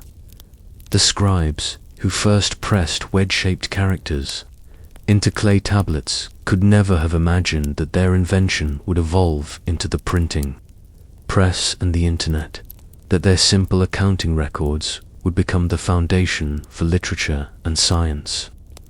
The architects who built the first ziggurats could never have envisioned the skyscrapers of modern cities or the rockets that carry human beings into space.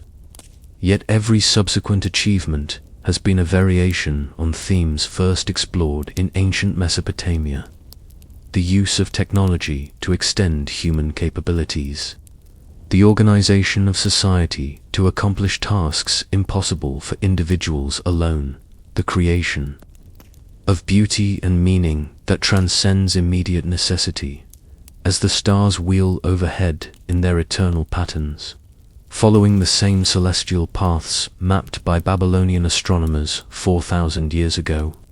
The spirit of Mesopotamian civilization lives on.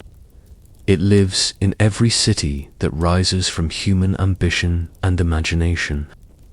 It lives in every law code that seeks to balance justice with mercy. It lives in every work of art that attempts to capture the infinite in finite form. It lives in every story that seeks to make sense of the human condition through narrative. The rivers still flow, though their courses have changed. The land still brings forth harvest, though the farmers who tend it speak different languages and worship different gods. The sky still arches overhead, magnificent and mysterious, offering the same invitation to wonder and exploration that inspired the first astronomers to map the movements of the planets. In these continuities, in these unchanging elements of human experience, the ancient world touches the modern, and the achievements of long-dead civilizations continue to shape the living present. Beneath the surface of our connected world, beneath the complexity of modern technology and the urgency of contemporary concerns, the fundamental questions that occupied the minds of Mesopotamian thinkers remain unanswered and perhaps unanswerable. What is the purpose of human existence? How should we organize our societies? What do we owe to the generations that come after us? How can we create meaning in the face of mortality? These questions, first explored in the Epic of Gilgamesh and the wisdom literature of ancient Babylon, continue to challenge and inspire us today. The wind that stirs the dust above the ruins of Ur and Babylon carries more than sand. It carries memory, possibility, the whispered promise that what has been built once can be built again, better and more beautifully. The civilizations of ancient Mesopotamia are gone, their palaces crumbled and their languages silent. But their deepest achievement, the demonstration that human beings can consciously shape their destiny, can build lasting institutions, can create beauty and meaning that transcends individual mortality, that achievement is imperishable. It lives in every act of conscious creation, every effort to build something worthy of preservation, every moment when human beings choose to reach beyond themselves toward something greater and more enduring. And so the story ends where it began, with possibility, with the recognition that the same creative force that transformed the marshes of southern Mesopotamia into the first cities continues to work in the world today. The particular forms change, the specific challenges evolve, but the underlying capacity for transformation remains constant. In that constancy, in that inexhaustible human capacity for renewal and transcendence, the true legacy of ancient Mesopotamia finds its most fitting memorial. The silence of the ruins is not empty. It is full of echoes of prayers spoken in long-dead languages, of hammers striking bronze in forgotten workshops, of children's laughter in streets now buried beneath sand. These echoes do not fade, but deepen, becoming part of the eternal conversation between past and future, between what was achieved and what might yet be accomplished. In that conversation, ancient Mesopotamia claims its place not as a dead civilization to be mourned, but as a living inspiration to be honored through continued creation, continued aspiration, continued hope. Time flows like a river, carrying away palaces and kings, laws and languages, the mighty and the humble alike. But some things the river cannot touch. the courage to dream beyond the present moment, the wisdom to build for generations yet unborn, the faith that human effort can create something worthy and enduring. These gifts, first given to the world by the peoples of ancient Mesopotamia, flow on through the centuries, as inexhaustible as the springs that feed the rivers, as eternal as the stars that guided the first navigators across the face of the deep dot in the gathering twilight of another day. As shadows lengthen across the landscape where civilization began, the ancient promise remains. What has been achieved can be surpassed. What has been lost can be found again. What lies buried beneath the sands of time can rise again in new forms, wearing new faces, speaking in new voices, but carrying forward the same inextinguishable flame of human aspiration that first kindled in the city-states of Sumer and burned bright in the palaces of Babylon. Thus does the story of ancient Mesopotamia become not just a chapter in the book of history, but a mirror in which humanity can see its own deepest nature reflected in the rise and fall of ancient empires, in the achievements and failures of long-dead kings, in the dreams preserved on clay tablets and the ruins that crowned forgotten tales. We discover not just the past, but the eternal present of human possibility. The story ends, but the song continues, played now in new keys, but carrying still the haunting melodies first composed in the morning of the world. When the first cities rose between the rivers and human beings first dared to believe that they could build something beautiful and lasting beneath the watching stars. Thank you for journeying through the complete story of ancient Mesopotamia. If these timeless tales have touched your heart and mind, please take a moment to like this video. Share it with others who might find solace in history's gentle embrace. And subscribe to our channel for more peaceful journeys into the past. Sleep well, knowing that the dreams of ancient peoples still whisper wisdom across the centuries.